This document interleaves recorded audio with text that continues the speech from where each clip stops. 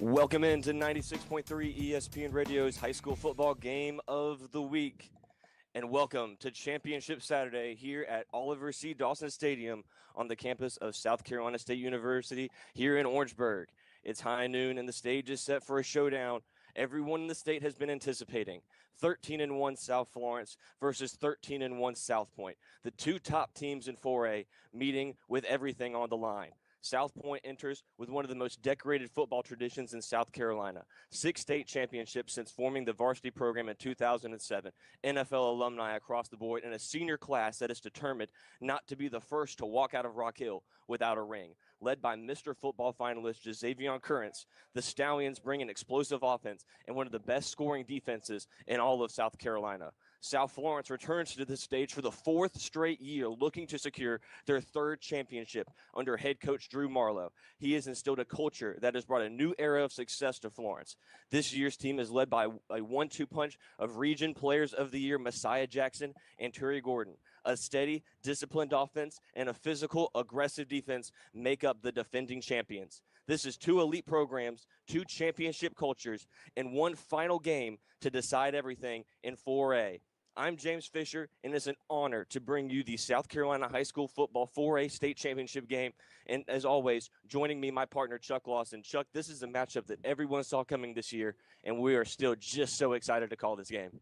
Yeah, I mean, this has been the matchup all year, like you said, number 1 versus number 2 in the state. Both of these teams have been ranked that way pretty much all year.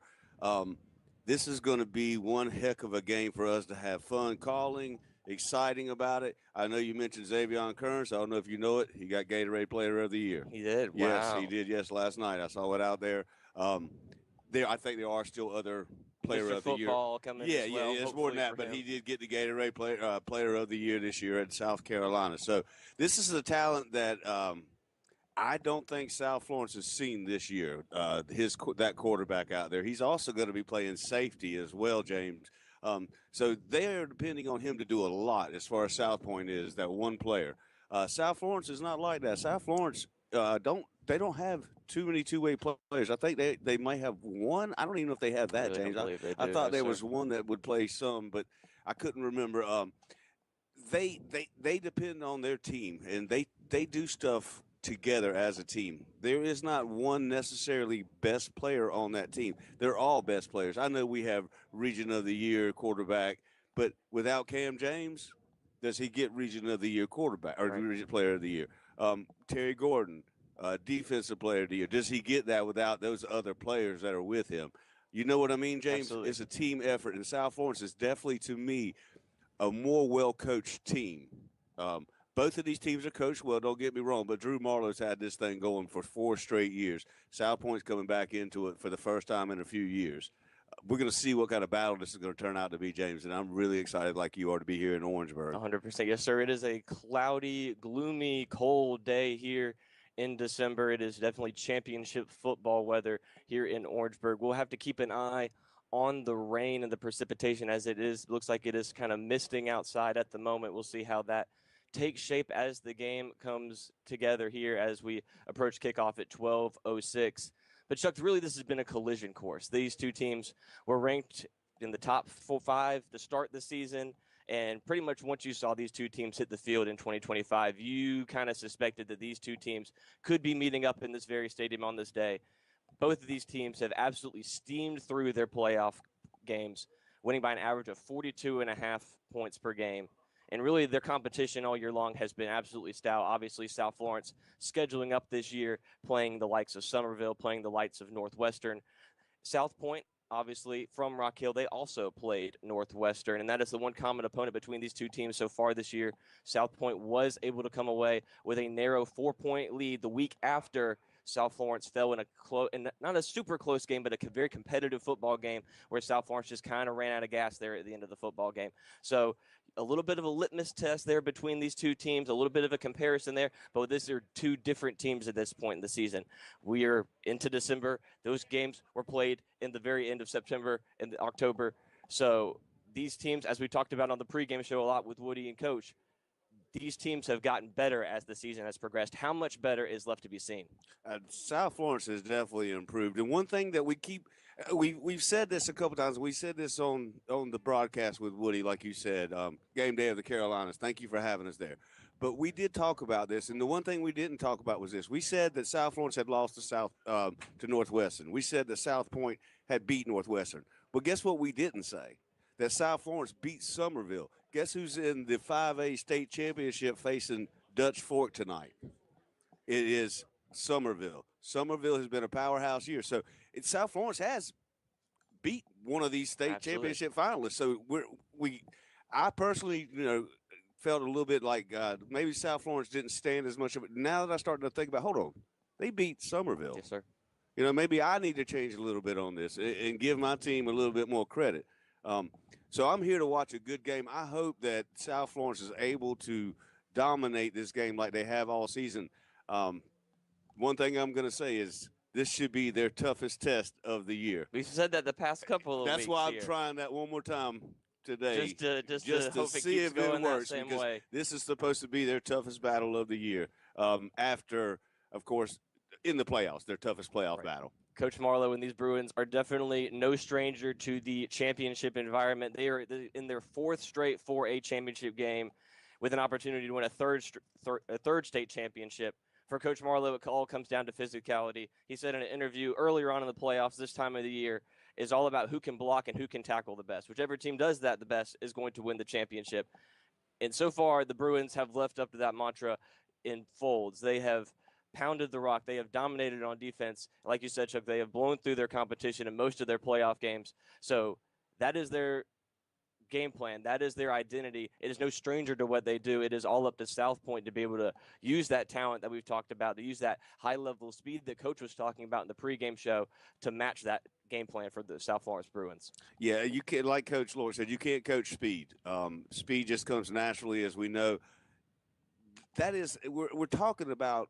All of us seem to be talking about one player when we talk about this. We're talking about Zay Currents, Xavier Currents, yes, sir. South Florence commit everything. South Carolina commit.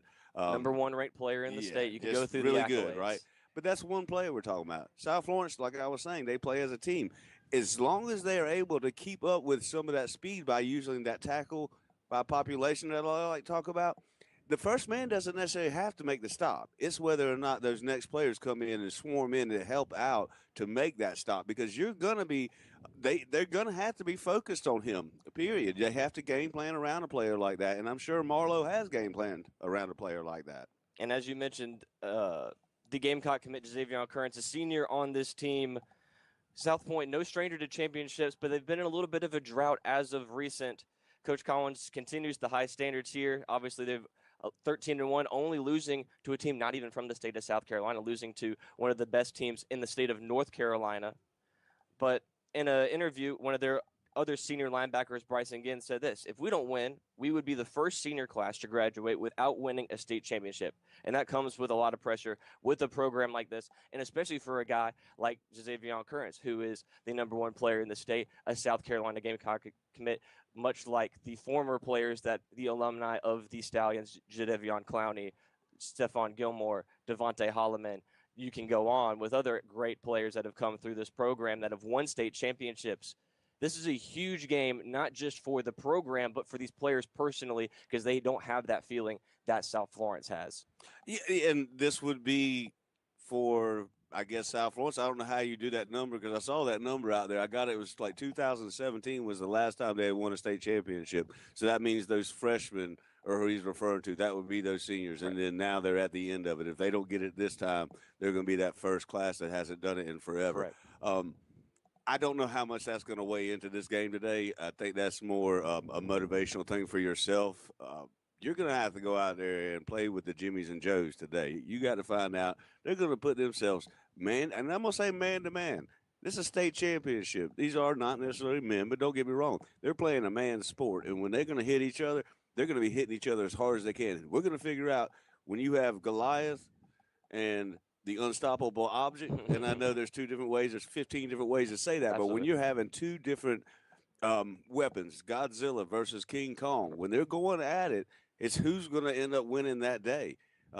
It's in the minor details of something like today, They're just going to have to play smash mouth, if you ask me. Whoever does that, that's what they're talking about. The blocking, the tackling that Drew Marlowe.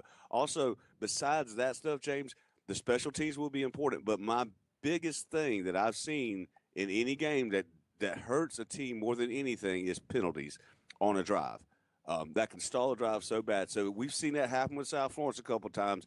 Haven't seen South Pointe play enough to be able to say that they've done that a lot, but that is going to be a key as well. You cannot have penalties and try to win a state championship.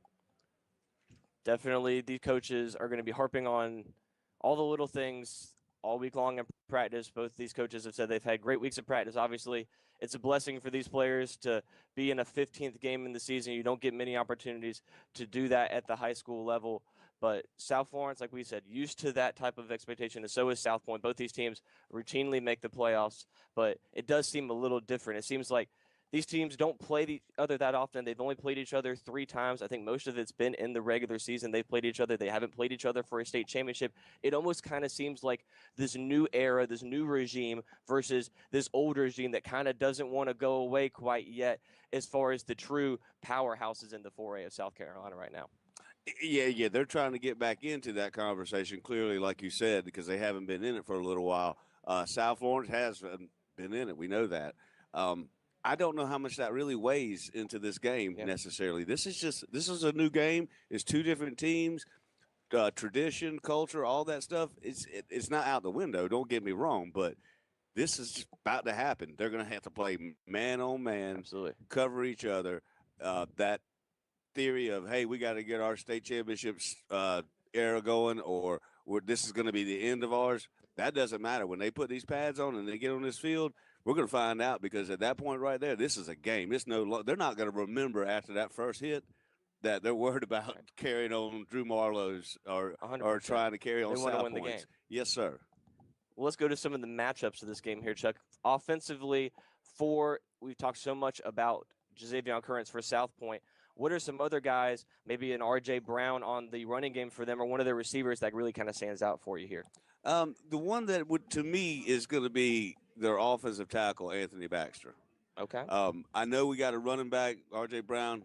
He's got some yardage. I think Cam James they neutralize. For sure. Okay. I think that the difference is going to be where Anthony Baxter lines up on the offensive line. During practice just now, I saw him at guard. He also plays tackle, to my knowledge.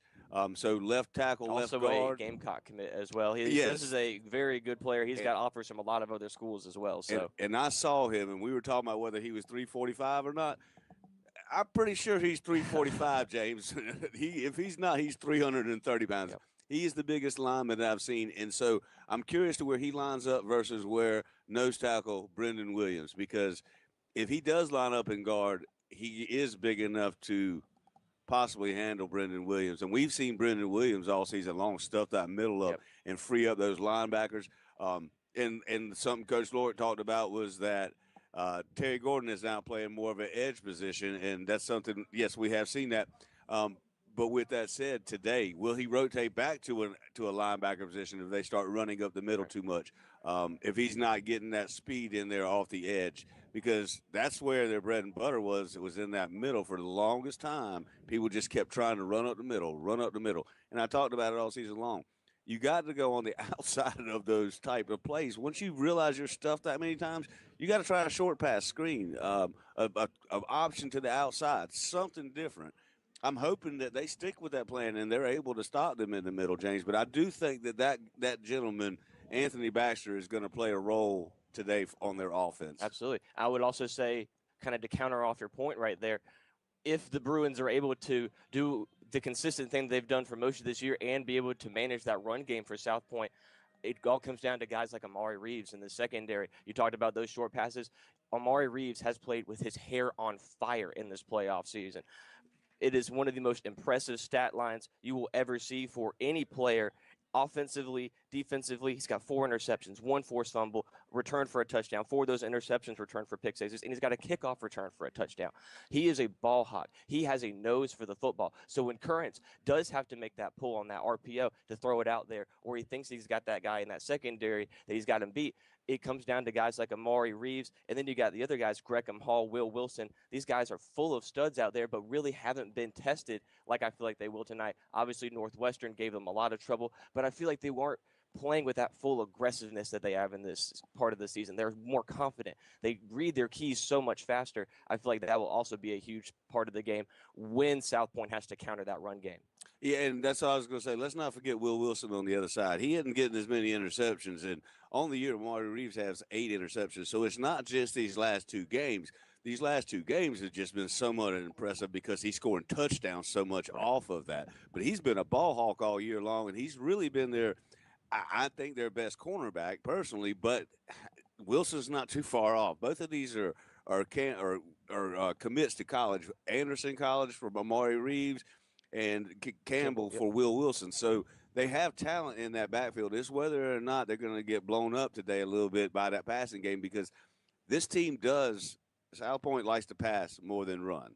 And that's what we hope that our strength as far as our DBs can handle that passing. And that's what we're about. We're going to find out. We've only got, maybe 7 minutes left, and we're about to kick this thing off, James. We're getting close here. 10 minutes left, just inside of 10 minutes here on the clock here. We'll also get ready with the national anthem and all that coming up here momentarily. Let's switch ends real fast. We talked about the Bruins offensive line and how well they've played this season. It really comes down to the South Pointe defensive front. They have really gaudy numbers, tackle for loss numbers all across the board on these guys. At least that comes down to their max prep stats. These guys are going to want to get into this backfield and disrupt this running game and force Messiah Jackson to play on these 3rd and longs, these long yardage situations, and get it to a guy like a June Perkins on the edge, where South Pointe maybe likes their odds a little bit more in those matchups. You're going to have to find out what's going to work today, to be honest with you. That's what we're going to find out. They haven't played each other. You don't know until you're out there. That speed of the game and everything else we'll find out when they get out there and start cracking one another. But when they do figure out that's when the coaches are going to make the adjustments to find out. I mean, I know it sounds simple, but it really is that simple, that if somebody's that much faster, you're going to have to figure out a different angle to get to them. You're going to have to figure out different ways. And that's where the coaches step in and help out. And those are going to be adjustments we're going to see if this type of game gets into where it feels like one team is kind of more dominant than the other one. And we'll be able, you and I watch enough games, we'll be able to tell what it feels like immediately. I'm hoping that we just have a really, really solid, tight game.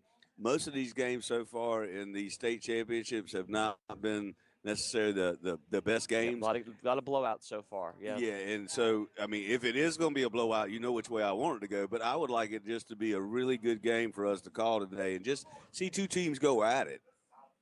I am not going to sit here and say who I think will win this football game. These 2 teams are too talented, too tight, too much prestige to say that I know what's going to happen in this football game. But a lot of people have said the same thing, Chuck. They think this is going to be one of the closest, most competitive games of this whole weekend here in Orangeburg. So we can see already the fans of both of these teams have traveled quite well, as South Pointe and South Pointe's fans still getting into the stands here. And we will step aside here as we salute the nation with the national anthem. We'll be back with kickoff here momentarily from Orangeburg. Let's be real. Car shopping can be a headache.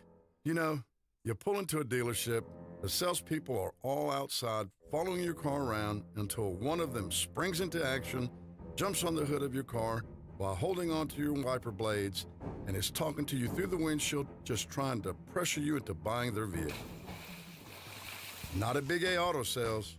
We keep it simple. No pushy salespeople, just honest deals that fit your needs.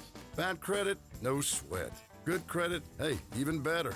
We have options, and our team will work hard to get you behind that wheel today. Stop stressing. Start driving. Because at Big A Auto Sales, the A stands for approved. Come see us at Big A Auto Sales, 1216 North Cashua Drive. Or call our team at 843-661-7272. Or you can look us up at bigaflorence.net. Check out our inventory. Imagine delighting your event's guest senses with unique, tantalizing food. That's what PD Catering can do for your event. With mouth-watering meal options, they offer exceptional service, unforgettable food, affordable prices for any occasion. PD Catering offers more fresh meal combinations than you ever thought possible, from prime rib dinners, steak and lobster, to sausage or chicken biscuits. pancakes or waffles, cold-cut sandwiches, salads, barbecue, and many other entrees. They have breakfast, lunch, and dinner covered. Whether it's an office party, a wedding, or business meeting, their desire is to perfectly and affordably satisfy customers' needs for any occasion, from any party sizes of 20 to 1,000. You can trust PD Catering for exceptional service and exceptional food. Contact Tammy Hicks at 843-519-1036 or at pdcatering.com for contact information and their great customer reviews. Once again, contact Tammy Hicks at 843-519-1036 or at pdcatering.com.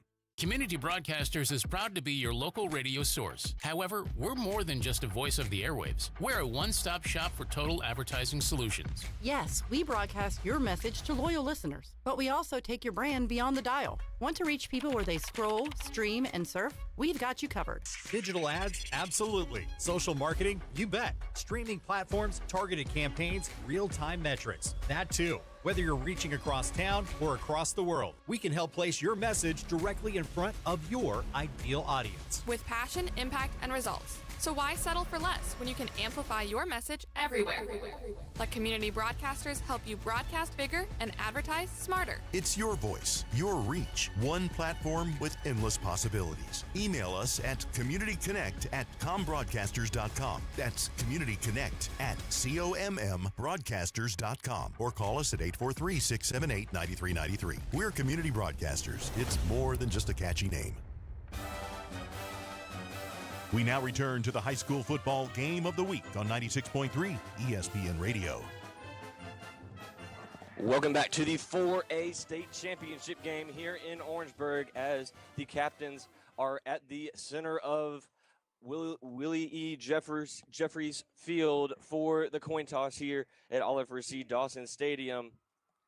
The captains for your Bruins, Amari Reeves, number 2, number 7, Messiah Jackson, number 10, Terry Gordon, and number 73, Josiah Mason.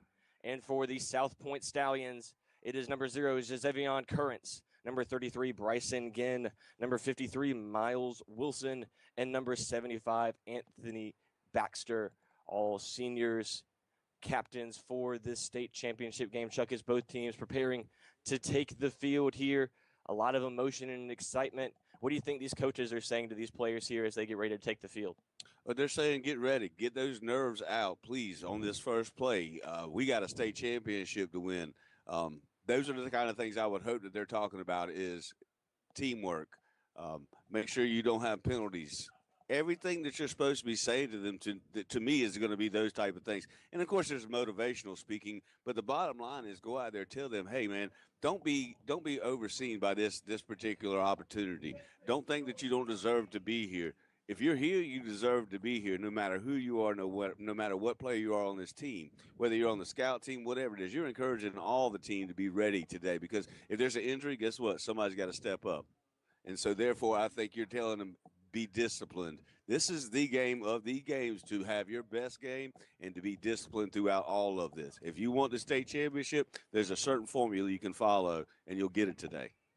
South Florence has won the toss and will defer to the second half. So we will see Josevion Currents on both ends of the field, but we'll see him lining up at quarterback here to start this game, matched up with this swarming Bruins defense that we've grown so accustomed to.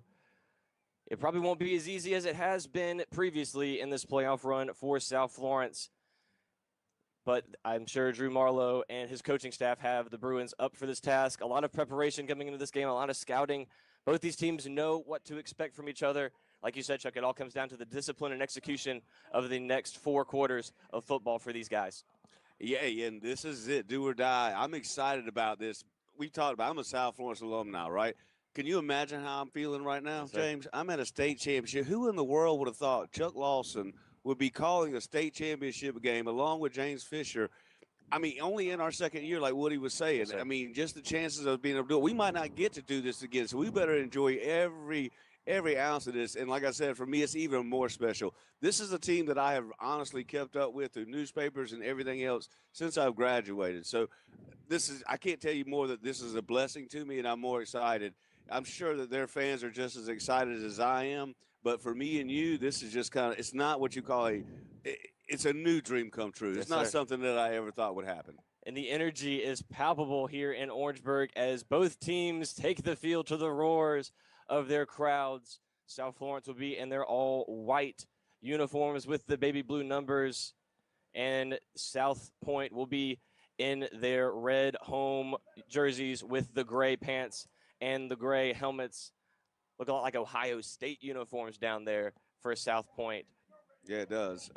And one thing I'll bring up is tomorrow. Guess what tomorrow is? What's that? It is the anniversary of Pearl Harbor. And I bring that up because people that helped us get to the position that we're in for this team to be able to be out here and be free to be able to play a game like this, it's a very thankful thing. Not that that happened, but the people that went in and to help us out to make sure that we were able to do this kind of thing that we're getting to do today and watch these players play. A great sacrifice for a great nation to watch a great football game here today as both special teams units get ready to line up this state championship game. Coy Joyner has it teed up at the 40-yard line and back deep for South Pointe. They have Malik Ratliff and number 10, Dalian Duncan back there to receive the state championship kickoff here as both sidelines with a lot of energy here and for obvious reasons as we are getting underway here from Orangeburg. Coy Joyner. All right, James, here we go, brother. Lining up here for the kickoff. Having one last word with the officiating crew. What an amazing achievement for these referees as well to be able to officiate in a state championship game of this caliber. Everybody here has definitely worked hard to get to this point as Coy Joyner approaches and his left foot with a line driving kick to that left corner of the end zone. It'll be caught there by number 8. That's Caden Watkins. No, they're going to say that he fair caught that there at the goal line, and the ball may have rolled into the end zone there before he was able to field it. So it will be a touchback for Coy Joyner, and the ball out to the 20 for the Stallion offense. Yeah, I'm surprised that Joyner kicked that kind of kick to give them a chance to actually field it. It worked out very well for him, don't get me wrong, because he always likes to go to that right side of the kick. Whenever he's kicking, he always kicks to the right side in that right corner. Normally gets a lot more height under it, and that was like a line drive. So it was – I'm glad he didn't get it because that to me looked like a fastball, and he would have had a chance to do a little bit different of a return, James. Sometimes that speed makes a difference. Number 1 player in the state of South Carolina, Jazavian Currents, will take this shotgun snap on the first play, and there's a direct power to the right, finding his blockers, weaving through traffic, and he's able to get a solid 5 yards on the opening play of the game. We're going to be seeing a lot of that. Jazavian Currents, a lot of yards in general. He really is Mr. Do-It-All for this Stallion offense, with over 2,700 passing yards and almost 1,400 rushing yards right there, eclipsing the 1,500 mark on that rush. 2nd down and 5 now. Current still in the gun, trips to his left. He's going to give it off up the middle of the field. A nice run as he's going to bounce through the middle, through the sideline to the 45-yard line. A nice burst of speed there for R.J. Brown into the secondary, and immediately that Stallion offensive line doing good work. Yeah, that defense right now is a little bit backed up on his heels from those particular plays right there. I think they'll be all right and real recover. It looks like there might be. Is that a penalty? They're coming back. They just had he to must have change to stepped mark out. it He up. must have stepped out of bounds a little bit earlier. No, I think they just marked it back to the 45 there, so they're at the correct yardage now. Okay. 1st down and 10. Still in the gun is Currents as he's going to give it off back to Brown, and good run as he runs through Warren L. Prue, but it would have slowed him down in a mop-up duty there for Terry Gordon. Only a gain of 4 there for Brown. Yeah, that's that tackle by population because he popped Warren L. Prue, number 4. Brown, he ran over him. If that's a sign, South Florence better find a way to stop and pop back because that didn't look good, James. We normally see the Bruins lined up, but they're definitely giving respect to these wide receivers for the Stallions as they're back deep. And Currents is going to look to throw here. 2nd down and 6, fires underneath on a crossing route. He's got his man at the 50-yard line. Tripped up there at the 48 by Warren L. Prue. That's the first catch for Dalen Duncan on that crosser there. Yeah, that's that linebacker speed right there, James. Warren L. Prue hit that thing hard to get over to that sideline for a minimal gain. Nice effort by him. Kept him from getting the first down. Now this will be the biggest play so far of the Sets game. up a 3rd and 2 after just a 3-yard gain there. In the pistol look for Currents this time as he's trying to get the Bruins to jump, but disciplined are the Bruins. They a little antsy, but stay on their side now. Currents checking to the sideline here. Just at 10 minutes to go here. First quarter action right at midfield. Third down. Currents is going to take a quarterback power right side. He's got plenty of running room across the 45 to the 40 into the secondary and finally driven down at the 39-yard line. And a great blocking attempt there by that Stallion offensive line again, Chuck. Yeah, they're actually pushing the South Florence linemen back really, really far, James. They're getting about 3 yards pushed back. They're going to have to find a way to step back up right now if they want to stay in this particular drive. Not looking good so far with the way this offensive line's playing. Solid opening drive here as the Stallions marching into Bruin territory. Currents in the gun, trips to his left. He's going to give it to Brown up the middle of the field. He's got a seam up to the 30, then drag down at the 25-yard line. Thereby, looks like Will Wilson in the secondary, but another big gain of about 15 yards for the Stallions and another first down. That was a huge block by Baxter just in to free that hole up. He pushed his man. It wasn't even close, James. That hole was big. Stallions able to run the ball well here early here as they approach the red zone. Give it to Brown up to the middle of again. He's able to make Prue miss, and there he goes into the secondary to the 15, and he's dragged down from behind by Terry Gordon. But R.J. Brown eating here early on this opening drive. First down and 10 in the red zone for the Stallions. It's not the first time South Florence has been in these positions, but it's been a long time. So right now they've got to find a way to keep them inside this red zone, no touchdown, make them try to kick a field goal. Currents staying in that pistol look, trips to the right this time. They're going to give it to Brown, and this time the Bruins defensive front able to push him back. No gain as the trio of linebackers, Gordon, Prue, and Kennedy, able to stuff Brown for no gain there. Yeah, Willie Kennedy stood him up toe-to-toe. He lost about 2 yards, I believe, on that play, James, or at least a yard. Brings up a second down and 11 here as they call it a loss of 1, staying in now a pistol look. Now Brown shifts to the right of Currents. 4 wide, split 2 to each side. Bruins look like they want to bring pressure. Currents will hard count, won't get them off sides now. Checks to the sideline.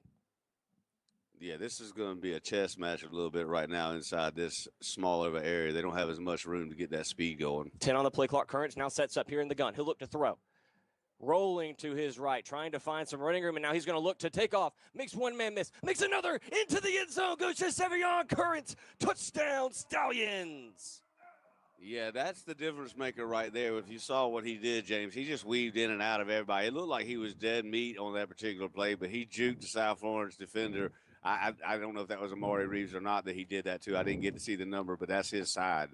I don't think anybody touched him, and he ran 15 yards. It was just arm attempts for sure. They couldn't get a hand on Xavier Currents as Miller will get this extra point up and through. That early drive went about as good as you could have planned for the Stallions. It is 7-0 South Pointe here with 8:04 in the first quarter. Yeah, and it almost looked like he was in slow motion just if you saw. I mean, it just looked a little bit different. It didn't look like his speed was actually that fast on that. It was just his cuts and his weaves. Yep. I never saw him break big speed. It really looked, I hate to say slow motion, but it kind of did to me. I've seen a little bit of film. I got to watch some of the highlights. Obviously, I wanted to go back and watch the Northwestern game. I watched the game last week as well.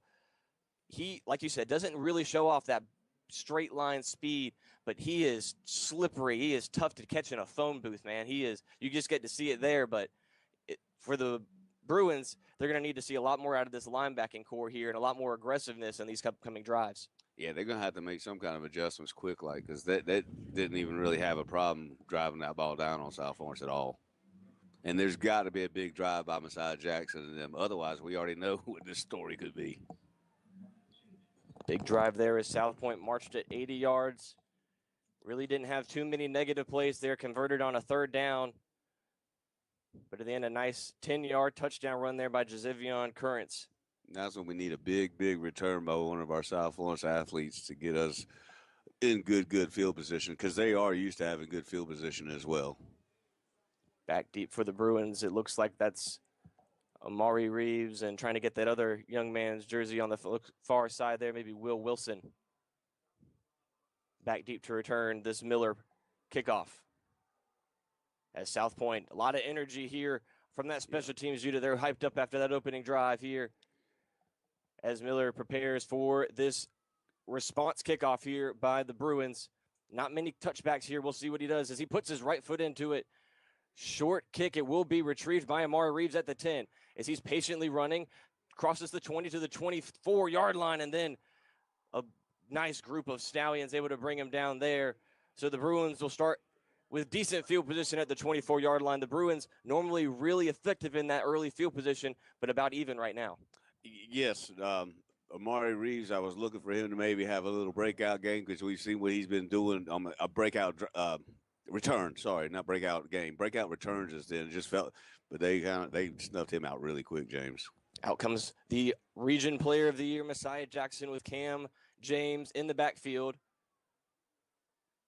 Trip set to the right as they motion Bruce Thompson into the 2 tight end set. Give to Cameron James going left side. Not much running room there as the Stallions able to bring him down close to the line again. Nice tackle there by the senior Bryson Ginn. He's got a lot of tackles for a loss there. He got one another. Yeah, this is where that offensive line is going to have to come to play. They didn't get a good push on that one at all, James. And as you saw, Cameron James got tackled real quickly. And he's the guy that can hide behind this offensive line and then jet outside of it where nobody sees him. They've got to get a push. The man that was on that kick return is number 0, Samaj Parker. We haven't seen him much. He was injured for part of the season. He's still in there. This time it's Messiah Jackson on the quarterback. Hero left side. Messiah Jackson across the 40 to the 50. There goes Messiah Jackson down the sideline. Did he step out of bounds? They'll mark it that he stepped out of bounds at the 43-yard line, but a huge run there by the player of the year, Messiah Jackson, to kick off this Bruin drive with a big first down run. And that's the kind of action you need from that stellar senior quarterback and his leadership. And that was a beautiful play by him. Oh, my goodness, James, I can't believe he stepped out. We were about to watch him, and we were just, woo, so close. Now Jackson sets up empty set again from the gun here. First down at the 43-yard line. Got a man to jump. Messiah Jackson points him out to the referees. And that's going to be a free 5 there on the hard count. Looks like he got number 6. That's KJ Berg to jump. Yeah, and once again, that senior leadership, it shows. We've seen him pull people offside a lot, and that's a good sign right now because South Florence needs to keep this ball and keep that defense off right now. They definitely need a score. 7:13 to go, first quarter. South Pointe up 7 here. The Bruins trying to march down the field on a return drive here inside the 40. 1st and 5 now for Jackson in that empty set. South Pointe looking for that run, and Jackson's going to keep it going left side. Nowhere to go as he's brought down in the backfield. Maybe a loss of 3 or so there. That's Bryson Ginn returning the favor on that tackle for loss.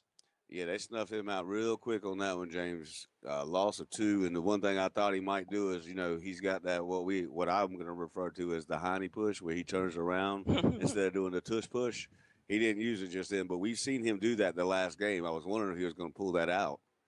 Immediately, you can see the type of pressure that this Stallion defensive front is putting on the Bruins here as it's 2nd down and 8 now after the loss. Jackson looking to throw. No, it's a draw to up the middle to Cameron James as he's able to find some running room, but not much as that Stallion defensive linebacking core able to get the stop there. Only a gain of about 2 is going to bring up 3rd down and 6. Yeah, big play for South Florence right now. They really need to get some yardage right here. They don't need to settle for 2 or 3 yards. I honestly think they need a first down right now, or at least be within a yard of the of the marker to go for it on 4th down, because he will go for it on 4th down. We touched on it briefly in the pregame show, but the kicking not overly tested for either of these teams. Only a combined 4 field goal attempts between these 2 kickers. Right on the edge here, it'll be a deep field goal if they don't get any yards. This is going to be Cam James up to the middle. No, it's a play fake. Messiah Jackson looks to throw, and he's dropped in the backfield. Multiple Stallions there. That was big 92. The freshman Hazon Lumpkin with the sack. Yeah, he had time to throw that ball, though. He stood back there. I'm not sure why he didn't go ahead and get rid of the ball. I guess the receiver had to have been covered in his eyes because he had somebody downfield. Number 3. Who is number 3? Yeah, Tracy Washington.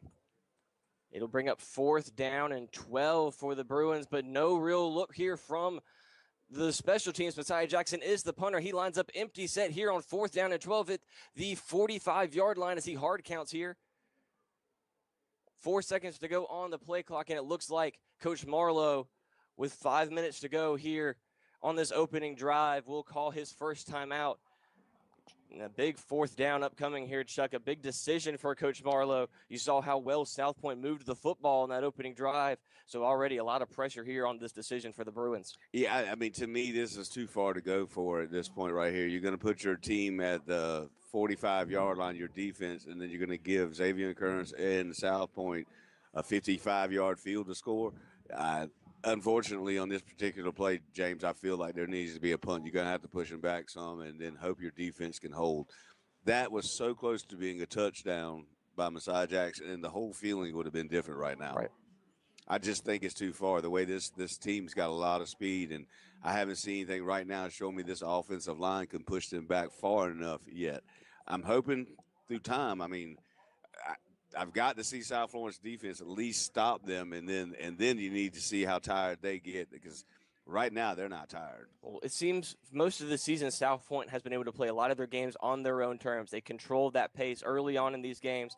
It seems like here early, obviously playing catch-up here, they don't do that very often, but it was just the way that South Pointe moved down the field. It feels like they're going to have to go back and forth with this team if they want to be able to stay in this football game. Yeah, that's why I said I think it was going to be a scoring fest by what I just saw on that first drive. But, you know, sometimes they're scripted first drives and they go straight in. South Carolina did it many a time, scored on their first drive, and then did nothing the rest of the game. Right. We may see something like that. Let's hope. I mean, for us, I'm here looking for South Florence to take this state championship home, and I want them to go ahead and do something now. I just don't think this is the time to go for it on fourth down, though. We'll see what the Bruins do here as they are slow to get out of the huddle here, coming out of this TV timeout. The defense for South Pointe coming on to the field here with Gisevion Currents and company. And now a flash group here for the Bruins as they quickly run out here. It is their special teams unit with Messiah Jackson back there getting ready to punt this football here. 4th and 12. And now Currents and the safeties will take it back, and Messiah Jackson gets it away. Side winding kick. It'll bounce at the 21-yard line and takes a Bruin bounce that'll go all the way inside the 15, still rolling the slow roll to the 13-yard line before Ben Tyner marks it dead there. So good decision, good field position flip there for the Bruins, and now it's up to this defense to try to make some adjustments against Xavier Currents and company. Yeah, no doubt. This is the time to step up. I know it sounds crazy, but we've seen these games too many times. This is the time. You need to stop them on this drive. You're not going toe-to-toe with them yet, so you got to get yourselves off the field, then get a score, and then you're back to toe-to-toe. Right now, you're toe-to-heel. Currents will start at their own 13-yard line. In the gun, they move Brown over. 1st down and 10. They're going to give it to Brown. Good penetration by the Bruins, and there's no room to go there as Warnell Prue brings him down. He's able to find a sliver of real estate. Only a gain of 2 that time for Brown, as that looked like it was McKitchen in the backfield pretty quick there, Chuck. Yeah, he did. You got it right. McKitchen's the one who kind of got back in there, and that's what I talked about. The first player may not miss, but if you're slowing him down, doing that tackle by population, Prue just proved that you can do that. 2nd down and 8 now. Hard count there by Currents. No jump there from the Bruins. Still plenty of time on the play clock here as we approach the 4-minute clock here. First quarter, 7-0 South Pointe here as they start their second drive. Moving Brown over in motion is Currents. They'll look to throw this time in the gun. Currents has a clean pocket. Now he'll step up. Now pressure inside, and he's sacked. And that's McKitchen again. Back-to-back big plays on the disruption by Marquez McKitchen. And that'll drop him behind the original line of scrimmage. And it's going to be 3rd down and 12. What a beautiful play by him. I don't know if you saw that, James, but actually 23, he pushed him into his own offensive lineman, and the offensive lineman is what ended up actually tackling him. He pushed him into his legs, and he went stumbling over him. Beautiful play. And that's something South Florence needed. Big 3rd down. They need a stop right here, James. Let's see what Brendan Williams and company can do. We talked about how Terry Gordon is kind of more of an edge rusher now. They do have him on that right edge here on this 3rd down and long. Currents lines up in the gun. He'll look to throw. He's got a clean pocket. Now he's going to look to step up. Flag flies, and he's going to be – no, he breaks another tackle. Currents looking slippery. Still in the backfield, still on his feet. Makes 2 more Bruins miss. And now Willie Kennedy and the rest of them swarm him in the backfield. It'll be a sack by the Bruins by a huge population. But Currents showing again his athleticism will check that flag as well. They were able to keep Superman in the boxes then, though, James, because he had about 6 people he was dancing away from because he touched one, get by them, touched the next one, get by them, and he looked like he was sacked 4 different times. That dude is really a phenomenal player, but with that said, it looks like it was a hold against them, and now they're going to be declining it in 4th down and 15, so it looks like they'll be punting. He's going to be punting out the back of his own end zone. That is correct. Yes, should be really good field position for South Florence. He's lined up at the 40-yard line to receive. 4th and call it 16 here. Yes, he'll be backed up to punt here is Caden McClure, and then June Perkins waits at the South Pointe 40-yard line there. Great stop by South Florence here Kick is away, end over end kick, and Perkins will signal that fair catch at the 42-yard line, and a clean catch there by June Perkins. And the Bruins got the stop they needed, and now back comes Messiah Jackson and company to try to respond again. Yeah, that's a good sign if you're a South Florence faithful right now, to see South Florence step up. And it's also what I kind of briefly talked about. Sometimes you have that scripted drive, and then after that, what happens? Let's hope South Florence can keep playing like that, because the way he was dancing around that backfield and avoiding tackles, you get him into a different spot where he's not cornered in that back there, he would have more room to get back around. He just couldn't go into the end zone. Otherwise, he's getting the safety. Now out comes Jackson. Gabe McLaughlin joins him in the backfield. He'll lead the way for Messiah Jackson. He's going to run left side, trying to find some running room, but it collapses quickly. Maybe a gain of 1 that time for Messiah Jackson, as that was Ginn and the rest of that front end to bring him down.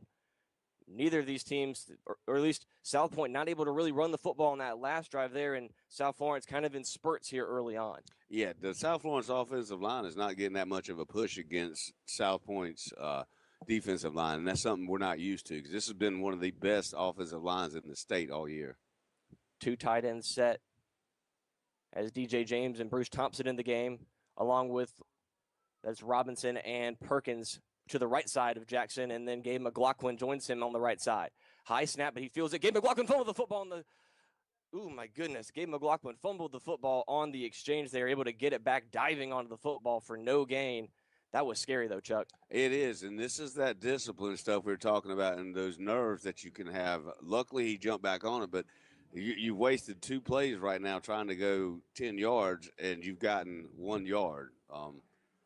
This is a big drive, like I talked about. This play right here is the biggest play of the game for South Florence. I know it's 3rd down, and they might go for it on 4th, but they got to get some yardage right here. South Pointe defensively has done what they had to do to force Messiah Jackson into situations like this. 3rd and 9, empty set from the gun. They send Parker in motion. He'll roll to his right, looking to throw. Jackson, he's one down the field. It's a post route to Robinson, and one-on-one coverage, and it is intercepted. Picked off at the goal line. That'll be a touchback for South Pointe. Intercepted by C.J. Wary, the senior defensive back. Yeah, I think that was one of those ill-advised passes, but he was destined to throw it. And I'll say this, his receiver didn't give him a whole lot of help just now trying to track that ball. I felt like he could have been a better little pass defender on that play. Almost a punt by throw there for the Bruins. Not able to convert that 3rd and long. Just a one-on-one shot there, but like you said, Chuck, their guy just had the better positioning and won the battle there. But now Currents gets to start another drive here with the lead. 1:28 to go. South Pointe 7-0 here to march their 3rd drive. Starting from the 20, Currents in the gun with Brown to his left side, trips to his right. He'll give it to Brown, going up the middle, but not much room, but he's able to find some as he powers past Johnson on that for a gain of about 4 on 1st down. Yeah, they're definitely getting better push than South Florence offensive line is throughout this. I know the last drive they didn't do so much, but they got themselves pinned back because they had a penalty. This right now, South Florence, like I said before, you got to step up. You got to bail your offense out. 2nd and 7, Currents in the gun again. They're going to be in this spread set for most of the game. Trips to his left this time as they're going to give it Brown up the middle again. But this time the Bruins savvy to it, and he's able to bring him down. Warnell Prue, the first man to get his hands on him, and then Willie Kennedy helped him out. It'll bring up a 3rd down and 2. The one thing that I'm noticing about Brown is when he does get touched, he's still getting yards. They haven't been able to stand him up and stop him immediately. He gets 1 or 2 yards no matter what every time. 3rd and 2 now as Currents likes the odds here on these short yardage situations here, approaching the end of this first quarter play inside 30 seconds. 12 on the play clock for Currents now. Blitz look from the Bruins as they're going to bring a few. This is Currents going right side. He finds that running room across the 30-yard line to the 31, a gain of 3, and that'll be another Stallion 1st down. And that will, let's see if they choose to run another play here, Chuck, but it looks like South Pointe, most things going their way here in this first quarter, as that will be, well, we'll see, 2-1. They'll clap and they'll try to jump them off sides, but no movement there from the Bruins. And we're at the end of 1 here in Orangeburg, an early 7-0 lead for South Pointe over the defending champion South Florence. We'll be back with your 4A state championship after this break. Calling all holiday shoppers, Santa just made an early stop at Rivals of Store Divided, and his sleigh is loaded with everything you need for the season. Got someone on your list who's all about garnet and orange? Then time to cruise to Rivals. They've got everything for your shopping list, from stylish wallets and leather goods to Yeti tumblers and car accessories. They also stock toys, games, phone cases, and jewelry. Plus carry brands like Johnny O, Southern Tide, Vineyard Vines, Under Armour, and Nike, all at Rivals of Store Divided. Now back to the high school football game of the week on 96.3 ESPN Radio. Welcome back to the South Carolina Class 4A championship game here as the defending champs South Florence here in an early deficit and down 7-0 here as we start the second quarter here from Orangeburg. Early on, South Pointe having their way, able to run the football. 8 carries for R.J. Brown in that first quarter for 61 yards, Chuck. 6 carries for Currents and 21 yards, so almost 100 yards of rushing. 82 for the Stallions in that first quarter. Something's got to change for the Bruins defense here. And most of that came on the first drive, to be honest, James. Most of those yards that we're talking about, because they started on the 20-yard line to start the game with. So they got 80 yards, and all of it were running plays. They haven't been able to run the ball as much in these next 2 drives, but they're getting the 3 and 4 yards. They're not getting that explosive 15-yard play like they were on that first drive, but still they're pushing South Florence's off our defensive line back. South Florence it's got to be on that second drive mentality where they're going in there storming. They're going to have to do some pass rush and different stuff like that just to kind of keep Currents a little bit honest. But once that wave goes in there, if they all go in, he's able to just escape. And if he gets past that line, there's nobody else because all of them are in there. And he's got a good 15, 16-yard gain. And who knows what he can do in the open field. Like, literally, we haven't seen that yet. He's been making music in a phone booth right now, and it's been quite impressive to see from Jazevion Currents here as South Pointe really dominating the time of possession as well. 7 minutes of time of possession in that first quarter. Able to convert on some third downs, and Messiah Jackson throwing that interception there. Really one-on-one ball, you want to try to throw a punt there or just, get that shot, give your guy a chance down there. It didn't work out. So you like some things from South Florence offense at this point. They've had some burst plays, but they got to kind of find some consistency against this Stallion defense. Yeah, they might, unfortunately, for the first time this year, need to use the pass to open up the run. They're not getting much penetration at all. The offensive line isn't, which is so surprising. All right, we're back on, James. Here we go. First down and 10 for Currents here, starting at the 32-yard line in the second quarter with the 7-0 lead. Currents dropping to throw. Straight drop, fires left side, high ball into coverage. Amari Reeves didn't look for it, and it's going to be a PI. Reeves really had some time to turn his head there. Ball was intended for, that was Josiah Hollis on that left sideline, but Reeves never saw the football, and that'll be a pass interference.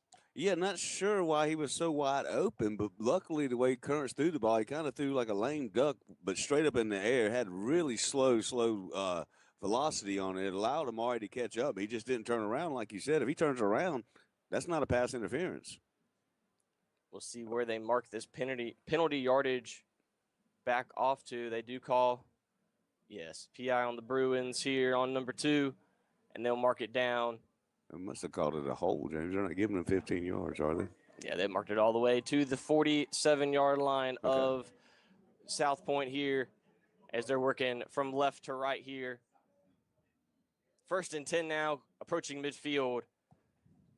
4 wide receiver set, splits to both sides, tight splits here for the Stallion offense. Bruins 2 high safety, definitely respecting that passing game of Currents, though. They'll give it to Brown going to that left side, and Brown able to make that miss. Going down that left sideline across the 40 to the 35. Is he able to stay in bounds? He is. Down the sideline. Touchdown, Stallions. What a run by R.J. Brown. Yeah, that's a big play by number 4. Now we're getting to see him getting out in the open field. But that right there starts with their offensive line, James. Number 75, Baxter's kind of having his way. Yep. He's pushing them back. All he did was just get the ball handed to the left side and then just outrun everyone. They would get a pancake on that outside there, make one of those guys miss, and Brown did the rest, making a guy miss at the line of scrimmage, and then tiptoeing that sideline all the way down that left side to the end zone. And now Miller snaps down. Kick is on its way, and it is good for the extra point. So with 11:39 here, just starting this second quarter, South Pointe able to extend this lead 14-0 over South Florence.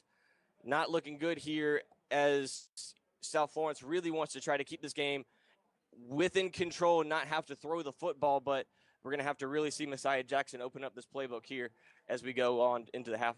I mean, right now to me, honestly, this is a must-score drive. You really, if I see them not get a first down, not get anything on this particular, show us something right now, because if you don't, this game is going to get out of hand, and this is something I was scared about a little bit, to be honest with you, but I just feel like South Florence still has enough talent. We saw it on that one drive. There was about to be a touchdown. We just need another play like that, and then it opens up different things. They've got to have the mentality, and I know they do. They've been down before. I just don't know that they've been down, and this will be the most important drive, to me, of their season. That was a 53-yard touchdown there by R.J. Brown to extend this lead. Already over 100 yards for South Pointe here. Not what we're accustomed to seeing from the Bruins, as Northwestern really, they, like you said, opened up the passing game, that opened up the rest of the offense. But South Pointe really kind of having their way with whatever they want to do at the moment. Yeah, so far, I mean, they're not even like you said, the passing game hadn't even really been a factor except for the penalty that they got off of it. That's only a 15-yard. Other than that, they've kind of been doing what South Florence does, right, running the ball. Yep. South Florence, though, really has to respect that pass, though. They've kept those two high safeties back. They spread them out with those receivers. Hard to commit to the run as Miller gets ready to tee this one off here for South Pointe. Back deep is Samaj Parker and Amari Reeves waiting at their 9-yard line. And we're underway. Here is this one's going back to Samaj Parker, middle of the field, as he's going to head going left side to the 20, puts his head down, and then will be brought down there. That looks like that was number 6, KJ Berg, on the tackle there. And that'll bring it to the 23-yard line, where the Bruins will start their third drive of the game here with 11:32 to go, second quarter. It was a decent run back, to be honest with you, James. They're starting at the 23-yard line. However, Samaj Parker, when he did put his head down, unlike what's happening with number Brown for them, yes, sir, he didn't go anywhere. He was stopped and stuffed. That dude popped Samaj Parker. It is a 1st and 10 for the Bruins at the 23-yard line. 2 tight ends set here for Jackson.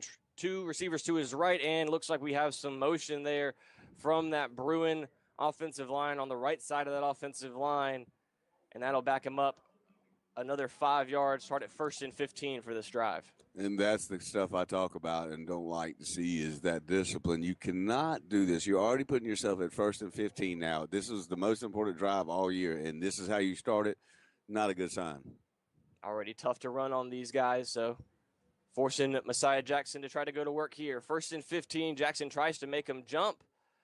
Flags will fly here, I believe. And it looks like we're going to even it out there, Chuck. I think Messiah Jackson. Good job, Messiah. Got the Stallions to move it. Yeah, save your offensive line. Good job, because we cannot have that. Now we're back to normal. Let's do 1st and 10 like you're supposed to. No penalties. Let's get 5 yards at least on this play. Savvy play there by the senior Messiah Jackson, able to get that 5 yards back here. So after all things are said and done, we're back to 1st and 10. I mean, I'd be satisfied for a little while if he could just keep clapping and draw them 5 yards. Yeah, 5 yards at a time. They're only averaging 3.5 a play, so that would work out for them. Cameron James in the backfield with Messiah Jackson here. As they start at the 23, this is Cam James running right side, trying to get that edge, and there goes Cam James as he gets to the 30, crosses that first down boundary, and then pushes the man out of bounds. A nice 12-yard run there by Cameron James, and the biggest run for him today. And that's more like what we're used to seeing. South Florence line just then pushed back South Pointe's defensive line, and guess who popped out? Cameron James popped right out the side, 10 yards. Gary Jenright able to get that edge there and seal it for Cam James just long enough on that right side.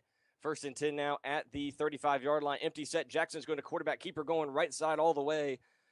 Nowhere to go, though. Stacked up by multiple Stallions. Looks like Lumpkin and others were there to bring him down. Hazon Lumpkin, a freshman, but he does not look like it. Number 92. He has been a force so far, already with a sack. Brings up 2nd down and 9 here as we have a timeout here from South Pointe. Yeah, so far South Point defense has just really been dominant. I know that Cam James had that one long play, and that's the kind of plays I'm looking to have more of. I don't know that this is the game you put Messiah Jackson out there to just keep running the ball. So far, that seems to be their main running back. Not a good sign if you're. I don't like that personally. Well, during this timeout, we will take a step aside as well here. Bruins down 14-0, 11 minutes and 11 seconds here to go. Second quarter action. We'll be back from Orangeburg in the state championship after this break. It's the High Point Furniture end of the year huge blowout sales event. Everything, and we mean every single piece, is slam marked down. Sofas, recliners, sectionals, bedrooms, dining rooms, mattresses. If it's in the store, it's on sale right now. Hurry into 1916 West Evans Street in Florence and 873 Broad Street in Sumter, because these prices are insane. The selection is massive, and when the clock hits midnight on New Year's Eve, the deals disappear. High Point Furniture, huge savings, huge selection, huge blowout. More live action. It's the high school football game of the week on 96.3 ESPN Radio. Welcome back to the state championship game here from Orangeburg. Second down and 9. Jackson will give it off to Cameron James. Ooh, little miss on the handoff there as Cam James runs right into him. Only a gain of 1 yard there. Almost lost the football, though. Brings up 3rd and 9 there. The Bruins not able to get the football in that exchange so far. It's been a little inconsistent, Chuck. Yeah, that's the second time they've done that, and especially on second down, and now it puts them in 3rd down and really long again. They've got to get 3 and 4 yards of play. Brings up 3rd down and 9 for the Bruins here as the Stallions creep up to the line here. The only deep man back there is Currents. Now they switch it up. 2 high safety look, and now Jackson will look to throw deep down that right sideline. No man there except for a bunch of Stallions, and it looks like it's intercepted by Jasavion Currents on the right sideline. A flag flies. We'll have to check the penalty yardage, but another ill-advised throw by Messiah Jackson there. Unless there was a hold. I mean, other than that, if there was a hold by Currents, then it would make sense why he threw it like that. You know, James, because then the receiver didn't get his takeoff, but the closest man to that ball was Currents. I mean, it was almost like a pass to him. I believe it may have been another Stallion that may have interfered or held there. Still a little deliberation here from the officiating crew. But a scary play there, as looks like the Bruins will retain possession of the football here. We'll get the official signaling. It is pass interference on the defense. And South Florence able to get a 1st down out of that play. Scary situation, though, but 1st down Bruins here at their own 47-yard line. Yeah, same thing that happened on the other side when we got the pass interference as well, or when against South Florence. So, you know, if that's your passing game.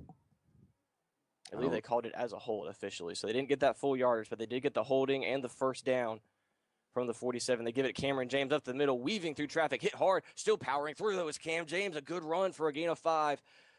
Little Cameron James, even against these big defensive backs and linebackers of South Point, able to still drive his feet for a nice gain. And we've seen him do it all year long. He's surprisingly strong to be that small and be able to just keep his body when he is inside like that and move other players. That was probably, to me, I know he had a longer run. That was his best run of the night, though. Definitely the most physical there, for sure. Yes.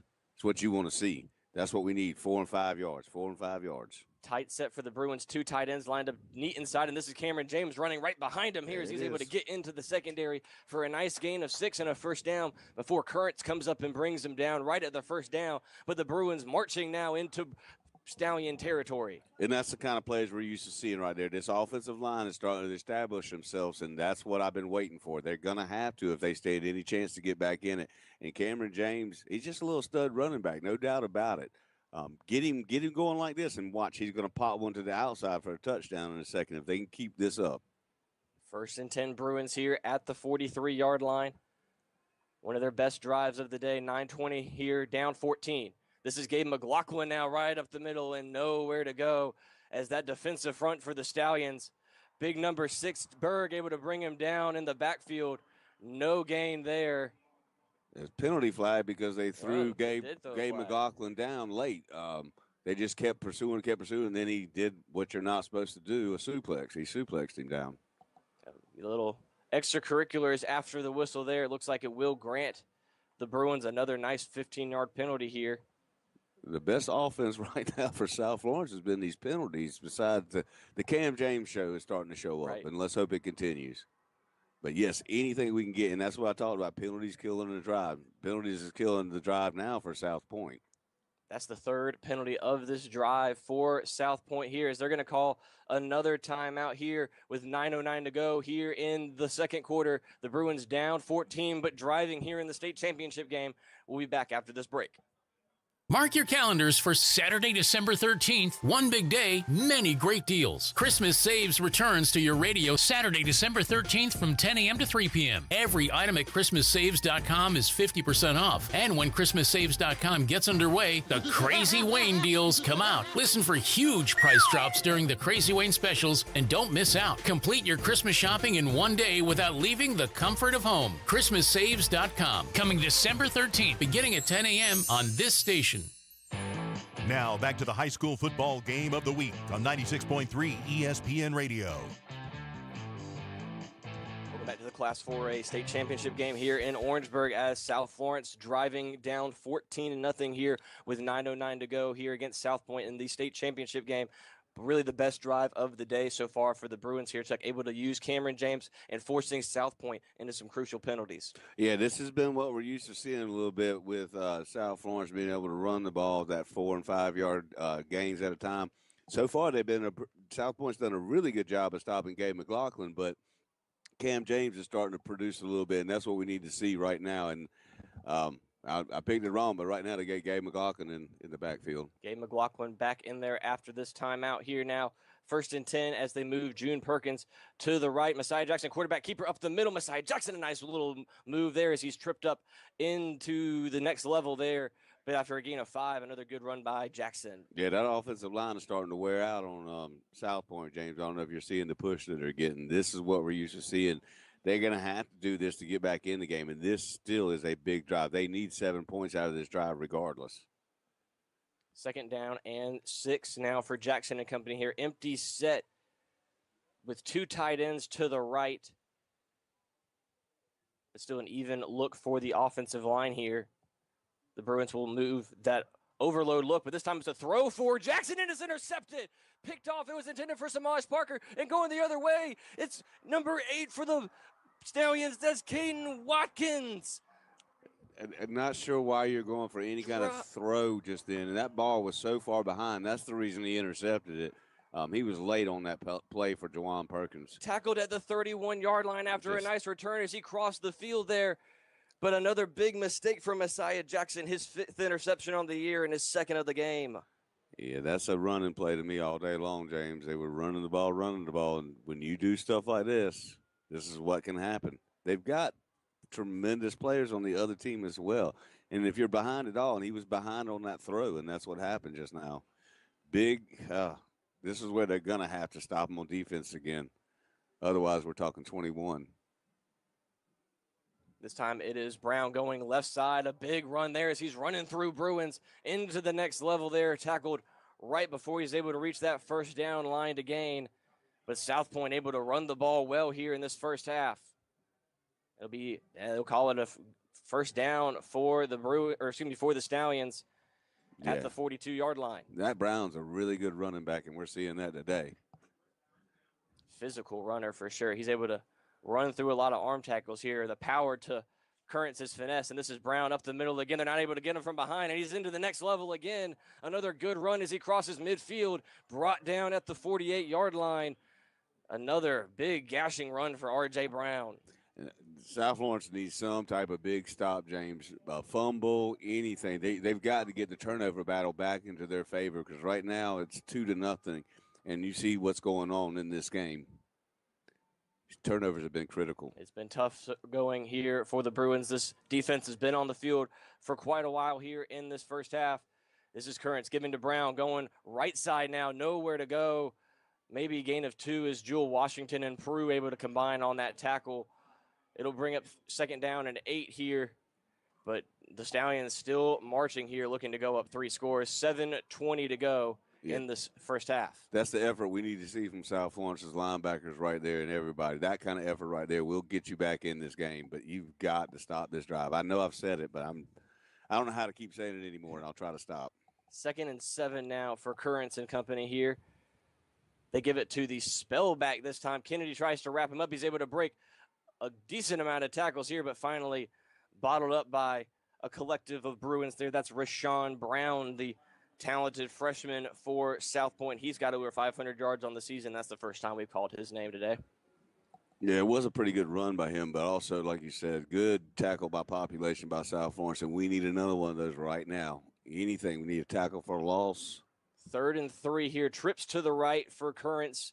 Brown checks back into the game. No, it is still Rashawn Brown, not R.J. Brown. Got to make the distinctive there between the two Brown running backs. It'll be 3rd down and 3 here as Currents. The Bruins marching up here for a blitz, and it's a bad snap. Currents has to go back to retrieve, and it dives on the football at the 45, back across the midfield. That's a huge loss of over 10 yards, and just what South Florence needed. South Pointe keeps shooting themselves in the foot here, and it's going to be 4th and long. Yeah, right now it seems like South Pointe's the one trying to keep South Florence in the game. As I said, they needed a big play right there to get it pushed back so that they could get the ball back. But unfortunately, South Florence didn't do it. They did it to themselves, like you said, just a bad snap. But we'll take it all day long because guess who's getting the ball back? South Florence, hopefully, unless some type of fake punt right here. Out to kick is Caden McClure for South Pointe here. Pressure, but he gets it off. Going right side, it'll bounce right at the 30 and go out of bounds there. So better starting field position this time as well for the Bruins. Maybe things looking up here. 5:27 to go here in the first half. Down 14-0 is South Florence, but they did defer in that first half, so they'll get the ball back after halftime. This is a crucial drive here, Chuck, to try to get some momentum back and get one step closer to making this the type of ball game that South Florence is accustomed to playing in. Yeah, same thing I was just thinking, James. They go down right now and score 7. They get the ball back in the next half. They can go back again and score 7. We're tied up. We got a new ball game. That is what the dream scenario would be right now. I would like to see them continue to do what they were doing in that last drive and running Cam James a little bit. I don't like when he's going to the air because he's not throwing the ball real well today so far. Only check the passing numbers here for Messiah Jackson. He has 2 attempts and 2 interceptions. It doesn't get much more worse than that. And the third one that didn't count. The third one that did not count, but maybe trying to draw the penalty there. He threw it into, saw the holding. But good starting field position here. And yes, a nice dose of Gabe McLaughlin and Cam James. And that offensive line, once again, it's not as consistent as we've seen. Obviously, the South Pointe front is very talented as well. It's really going to be a chess match. We talk about South Florence's power game. When did they pull out that counter? We've seen a couple of draws that have worked well so far. Obviously, they've thrown some of Messiah Jackson on some quarterback keepers and some draws that have played well. But it's just trying to, you know what South Florence is going to do. They want to continue to run the football, but it's how are you still efficient in that? Yeah, I mean, they're going to have to go what they've always done, and you're going to have to continue to push back on that offensive line and depend on them. Like I said, James, they were doing it on that last drive. I don't understand the call to throw the ball just then. Just keep running the ball. It was working, and you were starting to wear South Pointe's defense out a little bit. I'm hoping that's what can happen again right here. They start empty set here with Jackson. Now they'll motion Cam James over at his right side. 2 receivers to Jackson's left. They're going to give it Cam James running up the middle, and Cam James breaks out that side, going in coast to coast, trying to find a room, makes a man miss at the 30, and finds some running room to the 34-yard line. A lot of running for Cam James, only to gain about 6 yards there, but at the end of the day, a good run by 22. Yeah, I mean, he actually got pushed real far back into the backfield just then, which kind of was on his running, how he ran the ball. I believe he would have just turned it straight up. He would have probably got about 7 or 8 yards, but still 6 isn't bad for all that dancing. 2nd down and 4 now. Jackson lining up empty set here again with the 2 tight ends. 3 receivers are Robinson, Perkins, and Cameron James out to the left there. Jackson still trying to get everything situated here as he's back and forth. 8 seconds on the play clock here, and it looks like, yes, South Florence going to have to burn their second timeout here of the half. Looked like a little confusion there. I'm sure Coach Marlowe not excited to have to burn one right there. No, that's what we talked about, being disciplined. That is a particular example of not being disciplined at a certain time when you need to be. They really need to keep that timeout. There's 5 minutes, 17 seconds left in the first quarter, and if they're going to do like I think they're going to do, they're going to run. And if they do, they need those timeouts. Well, they want to try to drain this clock. Don't give any more opportunities to Currents and company and hold them, and then you get that football back. Hopefully you just keep the ball away from South Pointe entirely here.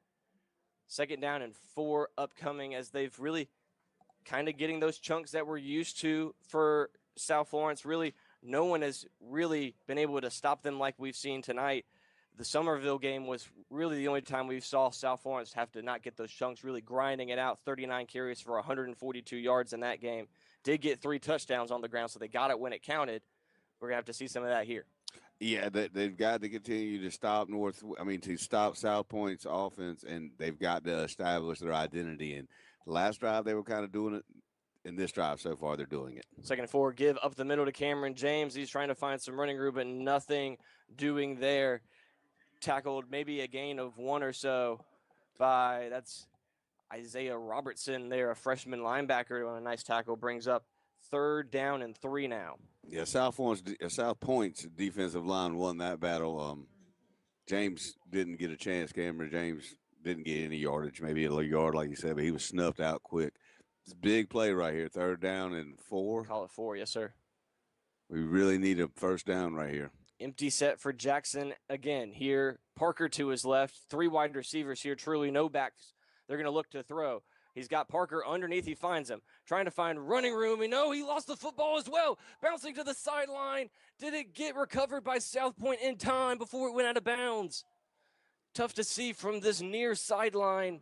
It's on the far sideline right in front of the South Pointe bench. I think their player was on outside, on the out of bounds. Either way here. I'm not sure why they keep going to the throwing. It brings up a 4th down here. If it wasn't recovered, it went out of bounds at the 37-yard line, right where the line of scrimmage is. They definitely recovered it, but I think a body part was touching out of bounds, which means that it's not going to go to South Pointe. Parker just kind of almost lackadaisical there, trying to find some running room out of bounds, but just football went right out of his hands. But they're going to use the punt group here on this 4th down. They will be recovered by South Florence. 4th and 4 here. Jackson back deep here with 4:07 to go, 2nd half. Nice spiraling kick, pushing back the receiving man as he's still being pushed back by that special teams unit of South Florence. Gets away from 2, another 4th, and now brought down at the 30-yard line. A nifty bit of running there by Caden Watkins to get it past the 30. And with 3:52 to go here, South Pointe already up 2 touchdowns, looking to build on the lead. Yeah, to me, that drive that they just had was the most important drive of the season, and they didn't do anything with it. They put themselves in a position now to really go down to 21-0 before the half. They've got plenty of time to go down and score. And with Xavier Currents and Brown back there, they've been having some explosive plays. So let's hope that they can contain them one last time before halftime. Current starting in the gun at the 33-yard line. Brown in the backfield. R.J. Brown, he's going to take it going right up the middle. But the Bruins this time able to snuff that out quickly. Terry Gordon and Warnell Prue on the tackle there. Brings up 2nd down and 7. Yeah, good pursuit by the South Florence linebackers that time. They came in and stuffed it. That's the kind of stuff we're used to seeing Terry Gordon, Willie Kennedy, and Prue just hurting people. 2nd down and 8 after the short gain. Currents, 2 wide receivers on either side. Tight formation here as they look to the sideline here. 3:20 clock counting. Inside 10 on the play clock now as Current sets up. Sends RJ to his right here, claps his hand. Now he'll look to quarterback counter all the way. And there he goes, burst of speed. You get to see it there. Oh, and there he goes, Currents across the 40 to the 35 and finally dragged down at the 31-yard line. We talked about it earlier, Chuck. We didn't get to see him in the open field, but you see the flash from Xavier Currents there. A big run. Yeah, he's definitely got some speed. Just then, South. That's what I was talking about. The big plays that they can come up with and go ahead and go up 21-0. That's why that drive to me was so important. They had to score. Now they've got to stop them. I mean, you can't go down 21-0 against South Pointe. South Pointe to the 31. Now they'll go R.J. Brown up the middle. Good running. Miles Johnson trying to grab him from behind. It was Willie Kennedy, but not before he gains a nice gain of 4. 2:40 counting here in the half. Yeah, they're South Florencing South Florence right now, to be honest with you. Doing exactly what South Florence does. And South Florence isn't sure how to stop it right now. Trip to Currence's left. 2nd down and 6. Pressure look here from the Bruins. They're trying to maybe send 5 to 6. Flag flies immediately. It was going to be a handoff to Brown, but they blow the play dead. It looks like that may be against, yes, that's against the Stallions. Back them up 5. It'll be 2nd down and 10. Any play that can help South Florence right now, they need to take it, and that was a play that helps them. Unfortunately, it's another penalty against South Pointe. And the theme that we've seen so far is that South Pointe is trying to keep South Florence in this game, and thank goodness somebody is. Now, South Florence's defense is playing very good. It's just the offense is not helping as much as they should. 2:14 and counting here. 2nd down and 10 for Currents now at the 32-yard line. Now a deep drop. Looks to throw. Pressure from Kennedy, but he gets it picked up. And now there goes Currents down that right sideline to the 25-20. Tiptoeing to the sideline, and he's pushed out of bounds there at the 16-yard line. But Currents doing it himself there, and it'll be another Stallion 1st down. And that's the problem when you go in and blitz like that. If he gets around it at all, which he did, he gets a big gain. That I think it was Terry Gordon that was in on him real quick, but he made Terry Gordon miss, and that was it. He was on to the races. At the 17-yard line now of South Florence in the red zone. South Pointe mounting another good drive. This is Currents quarterback power all the way. He's got the edge to the 10, and he's pushed out of bounds again. Terry Gordon and Will Wilson able to push him out of bounds, but again, South Florence not able to seal that edge, and Currents taking advantage. I'm surprised that wasn't a hold against South Pointe just then. I don't know if you saw it or not, but he tackled 2 people out of bounds. That's because the guy was holding on to the defender. Make it 2nd down and 2. Inside the 10 now for Currents. And if another flag down here, as it's going to be another false start against South Pointe here, as it looks like maybe one of the receivers jumped on that near side there. So that'll back him up again, and that's the 6th penalty of the day for South Pointe here in this first half. You know, Bobby Collins has got to be upset about that right now, because this is what I talked about, penalties killing drives. Now, they've been able to overcome it most of the time, but they keep going back, getting yards, going back 5 yards, going back 5 yards. Not what you want to see out of your offense in the state championship game, but right now, has it mattered? They're up 14-0. Makes it 2nd down and 7 after the penalty yardage is marked off. Ball at the 14. Currents in the gun, the split set, and again, the flags are out right at the start of the play. And we'll see. Again, it looks like it's going to be, another false start against South Pointe. So they're falling apart here on this drive. That was Jewel Washington that caused that problem, James. He came off the edges and left tackle moved. 1:49 Yeah, 74. Here. Yep. Inside 2 to go. South Florence down 14, desperate to try to hold the Stallions out before the half. 2nd down and 12 now after the other penalty. They've backed up 10 yards on this set of downs alone. Currents will look to throw. Pressure from South Florence, and he gets hit, falls out. We'll see if they mark it a fumble, then they're going to mark it as an incomplete pass as the ball went forward. It was recovered by the South Pointe offensive lineman either way, but that was Gordon and Kennedy who just walloped Currents on that play, and looks like either way it'll bring up 4th down. No, they do call it as fumble recovered by the Stallions, yes. Then they need to move the ball back where it was recovered at. That's what the PA announcer said here, but we'll have to. Because they got it back at the line of scrimmage right now. So they do. No, they marked it as an incompletion. Why? And they also still mark it as 3rd down and 12. Yeah, because it was 2nd down just then. Yep. And that's what we needed that back there, though. Blitz again from the Bruins. Currents will look to throw. Fade, left side, underthrown, and that's just PI. Goodness gracious, that's just not a great coverage play there by Jaquez Johnson. If he just turns, just throw all the flags on there, referees. Just make a pile of them because that was bad. Yeah, he was holding him for a while and then looking around wondering why. Ground there, man. But I don't understand why that wasn't a fumble a minute ago. That did not look like a forward pass, and that would have been a huge help for South Florence. And now they shot themselves on the foot right there. Yeah, they turned it back around and get your own penalty.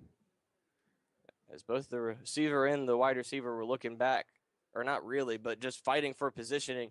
And Johnson just got way too handsy there at the end. Just a little bit of overkill there. And we'll see what the officiating crew here is kind of marking it off here as penalty yardage wise. Minute 37 to go here in the half. That was huge play. They didn't get how do you not get a first down out of a PI? Maybe they might. Wait, they're going at goal to go. No, it's still 3rd down and 2 here, my friend. Well, they got it marked. So that don't make sense. How you get a 3rd down and 2. Now Currents in the gun. Trips to his left here. Empty set. Bruins look like they're going to bring a blitz, and they do. Currents will knife through it, and he's in. Just Xavier Currents untouched into the right side of the end zone. Just patient running. Found the right hole in that offensive line. And just Xavier Currents doing what he's done all year, putting the Stallions up 20-0 with a minute 30 to go here in the first half. The point after pending.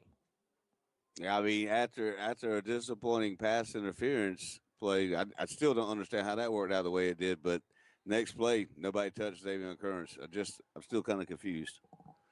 Miller on for the point after. The snap's down, kick up. It is good. And with a minute 31 to go, the Bruins in their biggest hole of the year here, down 21. And it's got to start right now here. You really need to score before the half if you are thinking for Drew Marlowe here. You want to be aggressive here, but the way they've thrown the football, it hasn't looked like they should at this point. Yeah, I don't know what they should do at this point because their running game is what's been used all year long. And if they try to run the ball right now with a minute and 31 seconds, unless they get a big explosive play, they're not going to get too many plays off. They've only got one timeout. And putting the ball up in the air right now has not been a comfortable thing if you're a South Florence fan. Perkins and Amari Reeves will be back to return the kickoff from Miller this time. Currents on the day so far, 10 for 86, his second touchdown on that drive. And not much in the passing game so far, but able to get that PI, as we were saying, right, or the interference, the holding, whatever you want to call it there, right near the goal line to set up the other touchdown run. Yeah, it just seems like his passes, I mean, there's only been 3, but the best pass he had was the one to Currents because he looked like the receiver, and it was a drop. He dropped it in their dime, spiral, everything. I just don't have he's not playing with confidence right now. Miller lines it up here with a minute 30 to go, and we're underway as this one's going to be nice kick, but Perkins will be able to field it at the 5. He'll run to the 20, running left side into traffic, and then nowhere to go as he'll be brought down at the 22-yard line. So Messiah Jackson with 82 seconds to work with here in this first half. They will get the football to start the second half of play here, but already down 3 touchdowns here and no real sign of slowing down here except for the penalties for South Pointe. It's time to put the foot on the gas and find something that works for you if you're South Florence. You gotta try to figure out something right here. And also just to give a little shout out to the ball boys today. They're all dressed in ponchos, but they're making sure that ball is dry for these players. All right, South Florence is back on the field, and we need this drive right now, James. McLaughlin in the game next to Messiah Jackson here in that typical 2 tight end look here. Fake to McLaughlin. Jackson's going to keep it and nowhere to go. Dropped in the backfield. Big number 53, Miles Wilson, one of the captains for today, drops him in the backfield for a loss of 1. Yeah, and the other captain was in there too, Bryson Glenn, number 33. Second down and 11 now.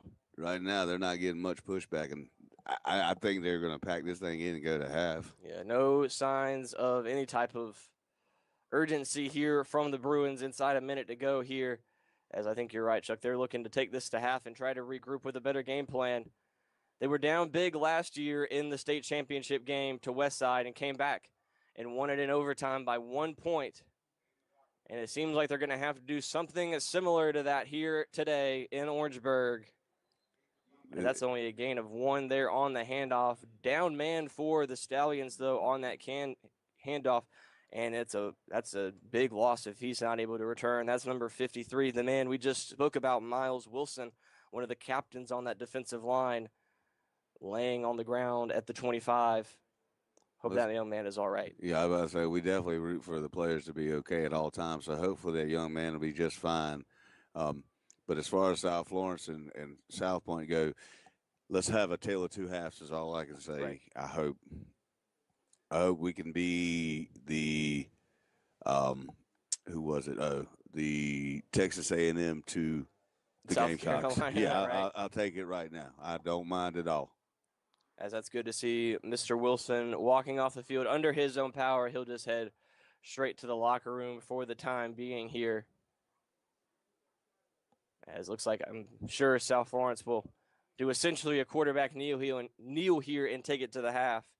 But a lot has to change, as we spoke about in that halftime. A lot of changes for the game plan here. And Messiah Jackson, only 2 throws, and they were to the other team. So obviously down 21, you're going to have to try to open it up here in this passing game. And we're going to have to see number 7 do what he did last year. He doesn't have Jaden Sellers to throw to this time. No, they just got to get on the board, though. I mean, the time that they did get close to 2 times, they've thrown interceptions both times, and you just can't have that right now. Not unless you're going to turn them over some. And Amari Reeves would be lovely if you wanted to step up and do one of those beautiful plays again. And clock runs here, and I guess they just needed the players to get back on the field to resume play as they will go ahead and wind the clock down here. And 10 on the game clock, 22 on the play clock, and this is all just some pleasantries here at South Pointe. Saying like, oh, they jumped, and South Florence isn't even set up yet. That's quite funny. But that'll be it for the halftime of your 4A state championship game. Not going the Bruins' way here early. Hopefully we see a similar result to last year's state championship game where they came all the way back. But your score here from Orangeburg, South Pointe 21 and South Florence 0. We'll be back after the halftime break from Orangeburg after the halftime report. Florence's #1 source for wholesale flooring and home improvement is Wholesale Building Supply. Get luxury vinyl plank for only $129 per square foot.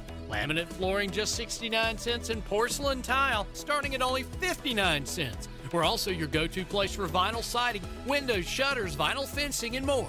Plus, professional installation is available. Don't pay retail, pay wholesale. See us at 605 West Lucas Street in Florence. Wholesale Building Supply. Guaranteed low pricing every day. Stop wishing and start washing. It's time for Wishy Washy Laundry. Florence's newest state-of-the-art laundry. We're conveniently located right in front of the Walmart Supercenter on South Irby Street. Tackle any size load with our massive washers and dryers up to 135 pounds. Too busy to wait? We offer wash and fold service with same-day pickup. We're open 7 a.m. until 11 p.m. 7 days a week. Purchase a $20 card and get a bonus $5 for free. Wishy Washy Laundry, 2112 South Irby Street, Florence. Want to win $2,000 of cool merchandise for the holidays from Irby Street Sporting Goods? Stop by a participating Food Lion. Scan the code on the Ultimate Outdoor Sportsman display and enter. If you register, you'll win tickets to the Francis Marion University's men's basketball game on January 31st, where one lucky qualifier will win a $2,000 Ultimate Outdoor Sportsman package from Irby Street Sporting Goods. There's a bonus chance to win at this station's website. Brought to you by Pepsi, Food Lion, FMU, and Irby Street Sporting Goods. The UPS store has moved, just in time for the holidays. Come see us at our new location, 2117B West Palmetto Street, right across from Starfire Grill. You'll find the same friendly team now in a bright new space, ready to help you with all your holiday printing, packing, and shipping. Make your season stress-free and merry. Visit the UPS store at 2117B West Palmetto Street, your neighborhood holiday headquarters for printing, packing, and shipping. This holiday season, give yourself the gift of health with Practical Purpose Solutions. We are excited to announce our exclusive holiday special on GLP-1 medications. If you're looking to manage your weight better and improve your overall health, we are here to support you. At Practical Purpose Solutions, we understand that each patient's journey is unique. Our compassionate team works closely with you to tailor your treatment plan, ensuring you receive the best care possible. Choose Practical Purpose Solutions this holiday. It's the High Point Furniture end of the year huge blowout sales event. Everything, and we mean every single piece, is slam marked down. Sofas, recliners, sectionals, bedrooms, dining rooms, mattresses. If it's in the store, it's on sale right now. Hurry into 1916 West Evans Street in Florence and 873 Broad Street in Sumter, because these prices are insane. The selection is massive, and when the clock hits midnight on New Year's Eve, the deals disappear. High Point Furniture, huge savings, huge selection, huge blowout.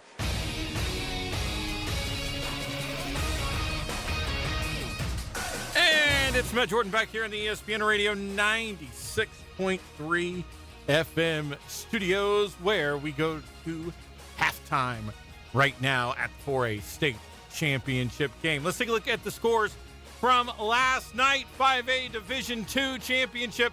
Northwestern beat Irmo 55-13. It was Bamberg Earhart 35, Lamar 21, and Oceanside Collegiate started the day off yesterday with a 28-7 victory over Felton Honeypath.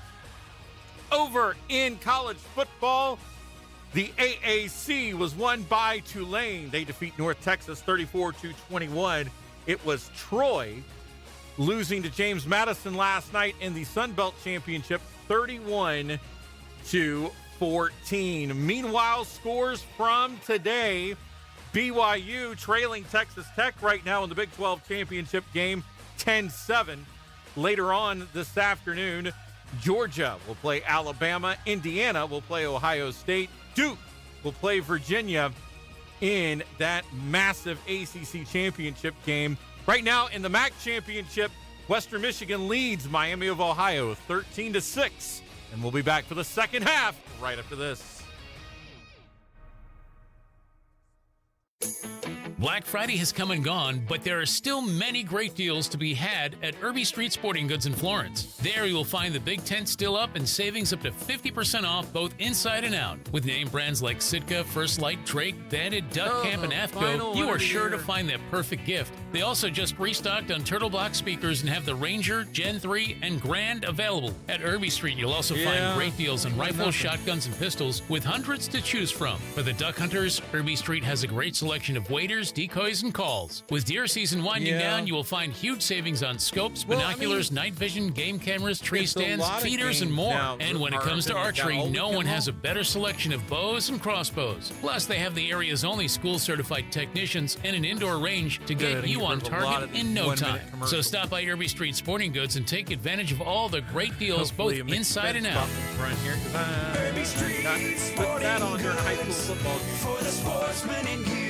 Florence, are you ready to shine? The Greater Florence Chamber of Commerce invites you to be a part of the 2025 Florence Christmas Parade, Saturday, December 13th at 11 a.m. The parade steps off near Sunset Drive and Evans Street, then rolls down Evans straight towards Dargan Street, with performances judged right in front of the Florence City Center. Businesses, schools, churches, dance studios, civic groups, classic cars, everyone welcome to enter. Bring your float, your band, your dancers, and your holiday spirit. And yes, there will be cash prizes. Santa's secret judges will award cash for the best participation, entries, and best bands based on predetermined evaluation criteria. So polish those instruments, light up those floats, and make your entry unforgettable. Register now at flowchamber.com. That's flowchamber.com. Contact Jessica Watts at the Greater Florence Chamber of Commerce at 843-519-0933. The Florence Christmas Parade, Saturday, December 13th at 11 a.m. Don't just watch the magic, be the magic. Let's be real. Car shopping can be a headache. You know, you pull into a dealership, the salespeople are all outside following your car around until one of them springs into action, jumps on the hood of your car while holding onto your wiper blades, and is talking to you through the windshield, just trying to pressure you into buying their vehicle. Not at Big A Auto Sales. We keep it simple. No pushy salespeople, just honest deals that fit your needs. Bad credit? No sweat. Good credit? Hey, even better. We have options, and our team will work hard to get you behind that wheel today. Stop stressing. Start driving. Because at Big A Auto Sales, the A stands for approved. Come see us at Big A Auto Sales, 1216 North Cashua Drive. Or call our team at 843-661-7272. Or you could look us up at bigaflorence.net. Check out our inventory. Hey there, landowners. Owning land is a lot of work, and we all dread the upkeep and maintenance, especially when help is hard to find. Hi, I'm Mike, and I can help with it all. If you're tired of the runaround, call D&M Farm Service, where honesty and experience meets your land needs. I'm the handshake behind the D&M, and I'm asking you for the opportunity to earn your business. Forestry, mulching and clearing, driveways, pond banks, bush hogging, ditching, fencing, tree removal, trimming, and stump grinding. You name it, call Mike. He's got your land covered. No job too small. Owning land's tough, but we make it easier. Honest, reliable, and dependable service from one landowner to another. D&M Farm Services has you covered. Let D&M Farm Services be the helping hand with your land. Call or text for free estimates and let them make your land maintenance a little easier. D&M Farm Service. Phone 843-496-0703. That's 843-496-0703. Florence, the UPS store, is celebrating 30 years of serving our community, and we've got exciting news. We've moved from the Florence Mall to our brand new location at 2117B West Palmetto Street, right across from Starfire Grill. You'll still find the same friendly faces, great service, and all your printing, packing, and shipping solutions now in a fresh, convenient new space. The UPS store, celebrating 30 years in Florence and a brand new home on West Palmetto Street.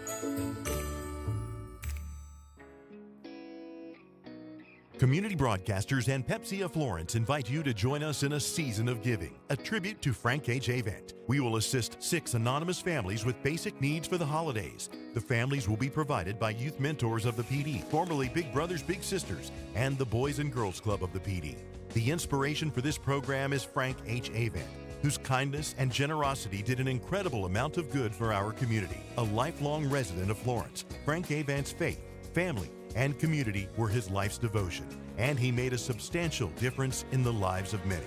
Please help us bring joy to the season of giving families by making a donation. For more information or to make a donation, please visit live953.com. The Season of Giving, a tribute to Frank H. Avent, is supported by Pepsi-Cola of Florence, MPD Electric Cooperative, Swipe Payment Solutions, Walk Up Electrical, and Armstrong Wealth Management.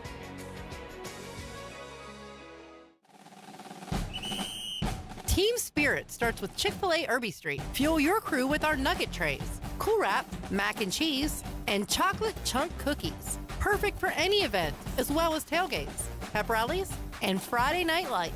Need it quick? Score big with the Chick-fil-A app. Order ahead and earn rewards.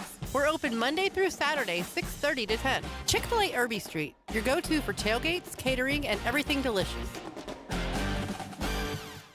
Want to win $2,000 of cool merchandise for the holidays from Irby Street Sporting Goods? Stop by a participating Food Lion. Scan the code on the Ultimate Outdoor Sportsman display and enter. If you register, you'll win tickets to the Francis Marion University's men's basketball game on January 31st, where one lucky qualifier will win a $2,000 Ultimate Outdoor Sportsman package from Irby Street Sporting Goods. There's a bonus chance to win at this station's website. Brought to you by Pepsi, Food Lion, FMU, and Irby Street Sporting Goods. Calling all holiday shoppers, Santa just made an early stop at Rivals, a store divided, and his sleigh is loaded with everything you need for the season. Got someone on your list who's all about garnet and orange? Then time to cruise to Rivals. They've got everything for your shopping list, from stylish wallets and leather goods to Yeti tumblers and car accessories. They also stock toys, games, phone cases, and jewelry. Plus carry brands like Johnny O, Southern Tide, Vineyard Vines, Under Armour, and Nike, all at Rivals, a store divided. Experience the magic of IV hydration therapy, whether you're looking to boost your energy, hydrate after a long night, or recover from holiday stress. We have you covered at Practical Purpose Solutions. We know how important it is to feel your best during the festivities in this season. Our expert team is here to provide personalized hydration therapy tailored just for you. Our comfortable, welcoming environment ensures you feel relaxed and cared for while you are receiving the best IV hydration therapy treatment. Choose Practical Purpose Solutions in this season. Mark your calendars for Saturday, December 13th. One big day, many great deals. Christmas Saves returns to your radio Saturday, December 13th from 10 a.m. to 3 p.m. Every item at ChristmasSaves.com is 50% off. And when ChristmasSaves.com gets underway, the Crazy Wayne deals come out. Listen for huge price drops during the Crazy Wayne specials and don't miss out. Complete your Christmas shopping in one day without leaving the comfort of home. ChristmasSaves.com. Coming December 13th, beginning at 10 a.m. on this station. Tried to cook a simple breakfast this morning, burned the bacon, undercooked the eggs, and now your smoke alarm is filing a complaint? Yeah, it's time to leave it to the pros. Start your day the tasty way at Venus Restaurant and Catering. We're serving up sizzling bacon, fluffy pancakes, and hearty home-cooked meals made fresh every morning. At Venus, we serve comfort food with a creative twist. Whether you come in for breakfast or lunch, it's always fast, fresh, and satisfying. Planning an event? Let us cater it. We can handle any event, big or small, fancy or casual. You tell us what you want, and we'll bring the flavor to you. Let us take the stress off your plate. Fuel your day the Venus way, where every bite feels like home. We also want to thank everyone for letting us serve you with love since 1977. Venus Restaurant and Catering is serving up smiles Monday through Friday, 7 a.m. to 2:30 p.m., and Saturdays from 7 a.m. to 1 p.m. Florence's #1 source for wholesale flooring and home improvement is Wholesale Building Supply. Get luxury vinyl plank for only $129 per square foot. Laminate flooring just 69 cents and porcelain tile starting at only 59 cents. We're also your go-to place for vinyl siding, windows, shutters, vinyl fencing, and more. Plus, professional installation is available. Don't pay retail, pay wholesale. See us at 605 West Lucas Street in Florence. Wholesale Building Supply. Guaranteed low pricing every day. Stop wishing and start washing. It's time for Wishy Washy Laundry. Florence's newest state-of-the-art laundry. We're conveniently located right in front of the Walmart Supercenter on South Irby Street. Tackle any size load with our massive washers and dryers up to 135 pounds. Too busy to wait? We offer wash and fold service with same-day pickup. We're open 7 a.m. until 11 p.m. 7 days a week. Purchase a $20 card and get a bonus $5 for free. Wishy Washy Laundry, 2112 South Irby Street, Florence. We now return to the high school football game of the week on 96.3 ESPN Radio. Welcome back to the South Carolina high school football game of the week here on 96.3 ESPN Radio, and it is quite the game of the week as we are in Orangeburg for the Class 4A championship game here. Your halftime score, South Florence 0, South Pointe 21. And Chuck, it has not quite been the typical Bruins that we've seen for most of this year. I don't know if it's nerves. Don't know if it's just, obviously, you have a level of talent like South Pointe going up against you. It's going to have a little ebb and flow to it. But South Florence really not able to get into an early rhythm to get into a game that they feel like they're comfortable in. No, and I agree. And the two players that we kind of called out from South Point have really dominated. Offensive lineman Anthony Baxter has been playing phenomenal and opening up holes. And that quarterback, Xavier and Currents, wow. Just a little different level of talent that we're seeing today. Eye-to-eye test. He looks like he's in slow motion to an extent versus the rest of these players. And I know I brought that up, but there's a reason I'm bringing that up. If you get to see him, you'll see what I'm talking about. It's like his effort is a little bit less than everybody else's, even though he's definitely trying. It just doesn't look like it. If you're a Gamecock fan, you're excited to see what he's doing right now, for sure. For sure. But at South Florence, the offense has got to do something. The defense has played pretty well. I mean, I know it's 21 points, but if you're left out there on an island over and over against this kind of talent that's on South Point, they're going to break through here and there, and especially when you're shooting yourself in the foot with pass interference penalties that have helped keep two South Point drives alive inside the Bruin territory when they had those penalties.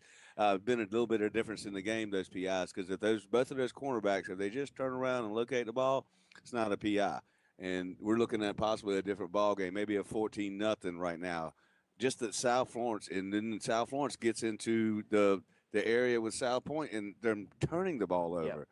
That's the difference in the game. Their clearly, two best drives have ended in turnovers. Near into the red zone area, if you look at the stats from this first half, some things are more even than you would expect. Some are definitely not. Obviously, first downs, South Pointe has been able to hold that time of possession as well. The time of possession fairly even, but South Pointe 13 first downs to South Florence only 5, and a lot of that has to do neither team really passing the football a lot. Maybe the weather has something to do with that. A lot of little pass interference calls that have influenced this game, but only a combined 5 attempts for both these quarterbacks. No real significant completions. It's all a bit about the ground game. 26 carries for 221 yards for South Pointe and 18 carries for 64 yards for the Bruins.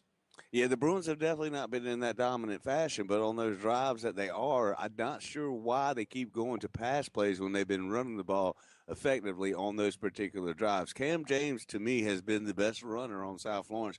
I think you're going to have to go to him more this particular half. You've got to do what South Florence does. That's control the ball, control the clock, to get back in this game. And then you're going to have to make stops on defense, because if your offense could do what they've done all year, which is run the ball and then limit the possessions of a Xavier Currents and a South Pointe, then you will stand a chance in the second half. And you got to me, James, they got to have some kind of turnover to get back in this game as well. I don't think it can be all on the offense. The defense is going to have to also cause some type of turnover, like I said, some issue, whatever it is, sacking, just something big by the defense. They've gotten back there to Currents a couple of times, have the Bruins, and they even forced a fumble on that was recovered there, or close to a fumble there, and then they had another one down on the end that both were recovered by South Pointe. Neither team has turned the ball over via a fumble in this game, as these teams retrieving to their 2 sidelines here as we prepare for this second half. So we know what we want to do. What does South Pointe want to do at this point? They want to continue what they've been doing in this first half, I imagine, right? Yeah, they want to South Florence, which is what they're doing. They want to run the ball, and they've been able to do it effectively. Why not? It clearly works for South Florence. South Pointe, I'm sure they've had games like this themselves, but it seems like all the stuff that we've seen is that they're more of a passing type team, but they haven't had to really pass the ball, and that's the same thing we were saying about South Florence. They don't pass the ball unless they have to. To me, they're in a spot pretty soon that they're going to have to start passing the ball to get back in the game. If this run game doesn't get a little bit better, it doesn't look like it did those last 2 drives. Well, not the very last drive, but the 2 drives before that when they were producing. This is a huge drive, and it's an opening drive, and I know Drew Marlowe has instilled into these players, guys, this is so important. Let's not make any mistakes on this drive. Let's do a scripted drive, whatever we need to do, but we need to score 6 right now. As Lawson Miller tees it up at the 40 here to start this second half, June Perkins and Amari Reeves back deep to return for the Bruins here, as the rain is starting to come down a little bit harder as we have reached the second half, and the Bruins going to have to pull off a comeback similar to last year as toe meets leather here in Orangeburg, and we're off for the second half, as this will be Jayon Perkins from the 10-yard line, running left side across the 25, across the 30, then brought down at the 35-yard line. Good return, the best of the day for the Bruins, and a good starting field position. Yeah, exactly what we needed to start off with. He took it all the way down the sidelines. Unfortunately, James, I see a flag out there now, so I'm not sure what that is, but we'll see if it comes back. It was still a really good return by that young man to get up to the 35, 36-yard line. Flag is down at the 22-yard line, and it does appear to be that the Bruins are walking backwards here to start this possession here. So mark back that on a holding penalty possibly there. Yeah, not the way you want to start the drive, but fortunately it's not the offense out there right now. The offense is the one we're looking to take over right now, and not necessarily the special teams. The special teams have been pretty much equal in these 2 games so far. That holding was at the 22, so it's going to be marking the spot of the football all the way back, or excuse me, the 23, so it's marked back all the way to the 13-yard line of South Florence here. So 87 yards to go here to try to make a dent in this South Pointe lead. Jackson will quarterback keeper going left side on a run. Not much running room there. Dropped pretty quickly there on that left side by Darian Judge, the senior linebacker, defensive back hybrid there. 2nd and 12 after the loss. Yeah, you talk about the tackles for loss on South Pointe's team. They're doing it to South Florence as well. Just then, I'm not sure. I'm not. I guess the speed is all I can say, James. It is. Just not sure if somebody missed a block, or just that speed. After the loss, 2nd and 12, empty set. Now a shift here from the Bruins as they move both the tight end and Cameron James into the backfield. This time it'll be a quarterback keeper for Messiah Jackson. Hard running there. Able to get the loss back plus about 3 more there. It'll set up 3rd down and 7 now. And again, an early 3rd and long situation for the Bruins, not where they want to be. No, and you definitely don't want to be passing this situation the way we've been throwing the ball, because you throw an interception here and they're going to come down and score quick. Like we're talking 28-0 right now. I've already said biggest play of the game last quarter. To me, we're back to it again. If you don't get this touchdown on this first opening drive, you're looking at a bad day. And it's just my opinion, James. Tough 3rd and 7 here for Messiah Jackson here as there's a single high, just currents back deep, trips to the right of Jackson. He's going to look to throw. It is a little swing out to Cameron James. It's too high and it's intercepted. It's going to be returned for a touchdown for South Pointe. A bad throw leads to a worse outcome, and Caden Watkins takes it in for 6 for the Stallions, and South Pointe is already feeling like championship vibes. Yeah, why wouldn't you? When you're making throws like that, it's his 3rd interception of the day. Could have been 4. It was just a PI that kept that from happening. Don't throw. Why are you? I get you might need to, but the way he's throwing the ball, I don't know that I'd have him throwing the ball anymore at all. That was behind the receiver. The receiver tried to catch it. It bounced up in the air right into the arms of the South Pointe defender. Tough there, man. That's not what you needed at all. Not even to be able to flip the field position. Immediate score by South Pointe, and the extra point is good. The score now 28-0 with 10:23 here in the second half as we've just started the 3rd quarter here. And now instead of down 3 scores, you're down 4 scores to start this half pretty much. If you're South Pointe and you're Coach Marlowe, I just say erase everything that just happened those 4 plays. And let's do this again. We got to try to get something going here now. You got to do something. I just don't know if you let your quarterback keep throwing the ball right now. He's 3 for 3, but it's 3 for 3 interceptions. It's not even one to his own receiver yet. Well, 3 for 4, excuse me. He had that 1-2 Parker there, but 3 to the other team. Sorry. So he's 75% in completion rate to them. Yeah. Not good at all here as they'll get the TV timeout to recover here. But once again, the Stallions on their keys when it comes to the passing game of South Florence here. They have guys in position there, but just a little too high, intended for Cameron James. We've seen him make that flat, get some space there from the blocking, and take it down that sideline. But South Pointe, they've been watching some film. Yeah, they're also, I don't know what to say except for Messiah Jackson's a little off as well today. I haven't seen him play this bad. I don't know exactly what's going on. I know he's always put this year we've seen him put the ball in harm's way and then not get intercepted. But today, 3 interceptions, 1 for a pick 6. That's supposed to be Amari Adams doing the pick 6 and not somebody else against you. The last drive was a big drive. This is the drive. Puts it in perspective for you, though. Messiah Jackson, 3 interceptions on the whole season, and now 3 today. And that's what I was saying. He's there's a name for what it is. It doesn't get intercepted, but it's a bad throw, and he's done that a few times more than those 3 that we had seen, probably a good 8 times throughout the season, and you can't do that against a team like South Pointe. Lawson Miller back out for the kickoff here from the 40-yard line.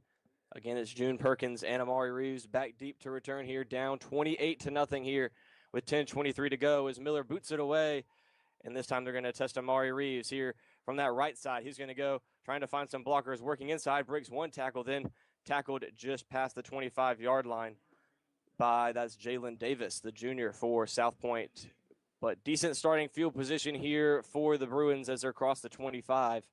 But it doesn't matter really what the field position is. You just got to string some positive plays together here, Chuck, and avoid these turnovers, man. And you got to have a short-term memory right now if you're Messiah Jackson, and you got to forget what's going on. 3 interceptions today. You've got to let that go at this point and just play the game and try to get your team back in it.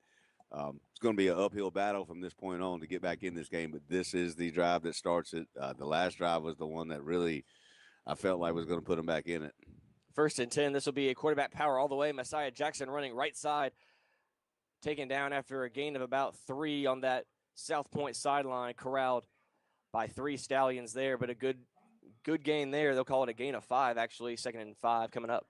That's what we needed to see, but at this point right here, when you're down 28 points, you're not going to be able to run the ball like you've done all year long.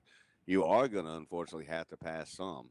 unless you can get in this game McLaughlin back there. But Cam James is the one that's the home run hitter.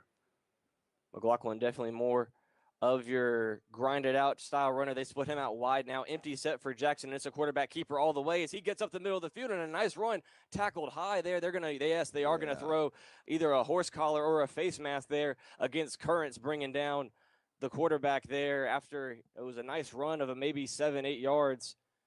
And then tack on this penalty yardage now. Yeah, definitely a horse collar tackle, Jamie. He pulled him from behind and yanked him down and spun him around.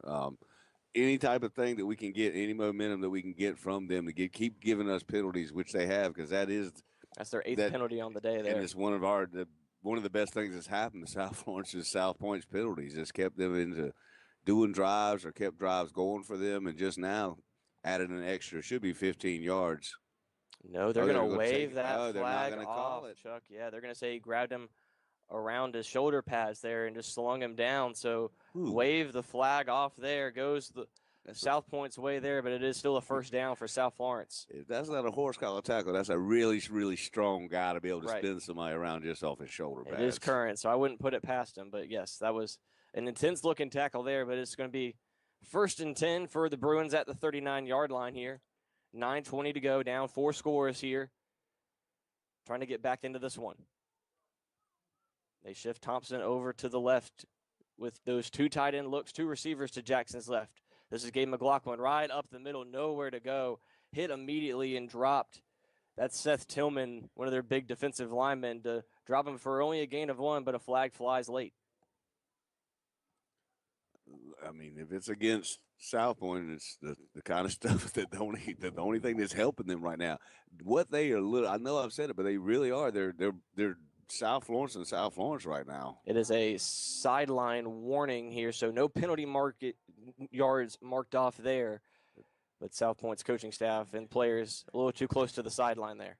Yeah, I mean, South Florence trying to run it up the middle on them. They're not getting a lot of success. Same thing we've seen with South Florence opponents all year. That's why I keep saying that thing. It's terrible to see, but that's exactly what I'm watching. 2nd down and 9 now for Jackson, as it looks like they got some more movement there on that Stallion front. Both teams pointing to each other here.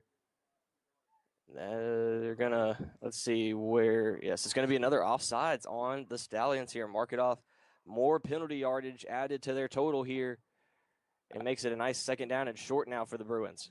I mean, the one thing Messiah Jackson has been able to do is get them off sides on, clap plays or whatever you'll call it, trying to draw them offside. He's done pretty well with that right now. But like I said, it can't be your offense. It makes it 2nd and 5 here. 8:30 to go, 3rd quarter. Jackson in the gun, play fake, steps up in the pocket. Now he's going to throw deep down that right sideline to Jayon Perkins, incomplete. Broken up there. A nice play by Watkins again in coverage. Looks like maybe Perkins had an opportunity at that, but just maybe misgauged the football a little bit there. It'll be incomplete. Also, I just feel like Messiah Jackson was going there no matter what. He was throwing the ball up into harm's way again just then. I didn't see him necessarily open. Like you said, he could have possibly gotten a position, but the player was there. Number 8 was over there the whole time. He's really putting this ball in harm's way. He's going to have to make some tight window throws here, but South Pointe here on this big 3rd down with South Florence driving near midfield. They're going to go ahead and burn their first timeout of this 2nd half, and we'll step aside with them here. 8:23 to go from Orangeburg, the campus of South Carolina State in the 4A championship. South Florence 0, South Pointe 28. We'll be back after the break. Hey, everybody, it's Matt from Game Day in the Carolinas. Jump on the tailgate with Woody and me every Saturday morning from 10 to noon. Right here on the PD's 96.3 ESPN radio, we will have all your news and notes to get your sports weekend started right. Tim's Auto Pro, CRW Insurance, Daniel Wealth Management, Mr. Sparky, Piggly Wiggly, FTC, Jones Chevrolet, Mickey Fins, Practical Purpose Solutions, Florence Toyota, Darlington Country Club, Frazier Tire, and Rivals Store Divided. More live action. It's the high school football game of the week on 96.3 ESPN Radio. Welcome back to Orangeburg here at the campus of South Carolina State at Oliver C. Dawson Stadium here, hosting championship weekend in the great state of South Carolina. Your 4A matchup. The defending champion South Florence down 28-0 here. 8:23 to go in the 3rd quarter. But South Florence trying to march together a drive after their first attempt of this half was intercepted by Caden Watkins for a pick 6, the third interception of the day for Messiah Jackson here. And this 3rd and 5, he may have to make a play here, Chuck. Yeah, no doubt about it. Your senior leader has got to do something, and it can't be another interception. And please stop throwing the ball in harm's way right now. We don't have to go to that yet. You still got a chance. Try to get a touchdown, then hope your defense can get some type of turnover to get yourself momentum, because right now they have no momentum at all on their side, and it's all on South Pointe side. Yeah, with almost 4 minutes passed here in this third quarter, South Florence -7 on the scoreboard to start this half and chewing a lot of clock here. 3rd down and 5 here. Tight bunch set here. Multiple tight ends as Messiah Jackson will have him lead the way. A nice power play there as he crosses midfield just past that line to gain. It'll be a 1st down for the Bruins at the 50-yard line. And they got a good push that time. The offensive line did to open up a spot for Messiah Jackson to get the 5 or 6 yards. Like, this is the normal South Florence, but I don't think they have time to do it anymore, James. Terry Gordon even checked in there as a fullback for that play. 8:05 to go now, and they're going to drop empty set now for Jackson. Right at midfield here. A lot of movement from South Pointe's defensive secondary now. Single high safety. Jackson will look to throw a screen pass out to Perkins as he's going to make one man miss. A good block by Tyner, but not able to get much after that. Tackled there by KJ Berg after only a gain of 2. Well, now he's up to 60%. So let's just keep going. I want that percentage to go down, down, down, because you got, like I said, you got to forget about those interceptions. Keep throwing the ball some, because unfortunately, you're really going to have to get a big, big play. You got to have, there's too much time going off. You got a big play that's fast. 2nd and 9 as the Bruins cross midfield. This is another screen pass out wide. This is Robinson, and maybe got back to the line of scrimmage there.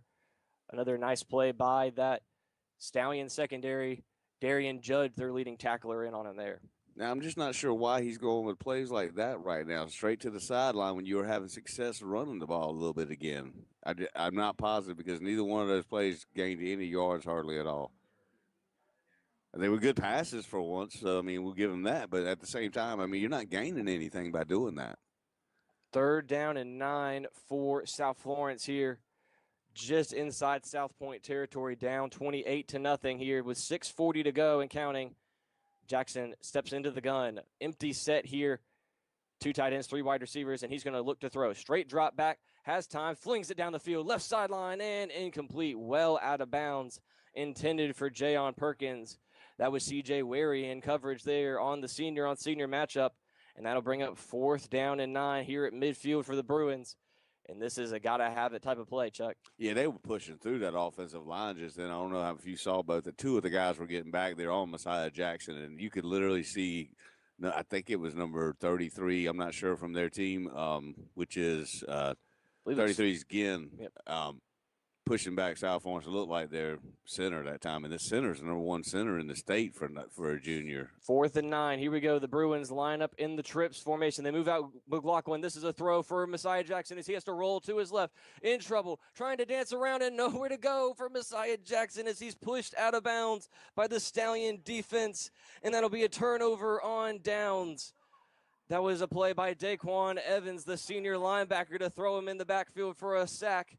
And with 6:19 to go, South Pointe will get the football back up 4 touchdowns. And they were saying that we were possibly going to have a good game and all that good stuff, James, and that all of these have been blown out. And so far, South Florence, unfortunately, is tuning in right to the other station, like with Lamar, and they're getting blown out right now. They've got to have a turnover. I mean, you got to get the ball back and you got to score. Otherwise, I mean, we can keep saying this all day long, but they have to.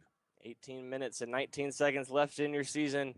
Some big plays got to happen if you're the Bruins, and if you're South Pointe, just keep doing what you're doing right now. You're almost there. This is going to be a keeper for Currents going left side. He makes one man miss and then wrapped up by Amari Reeves.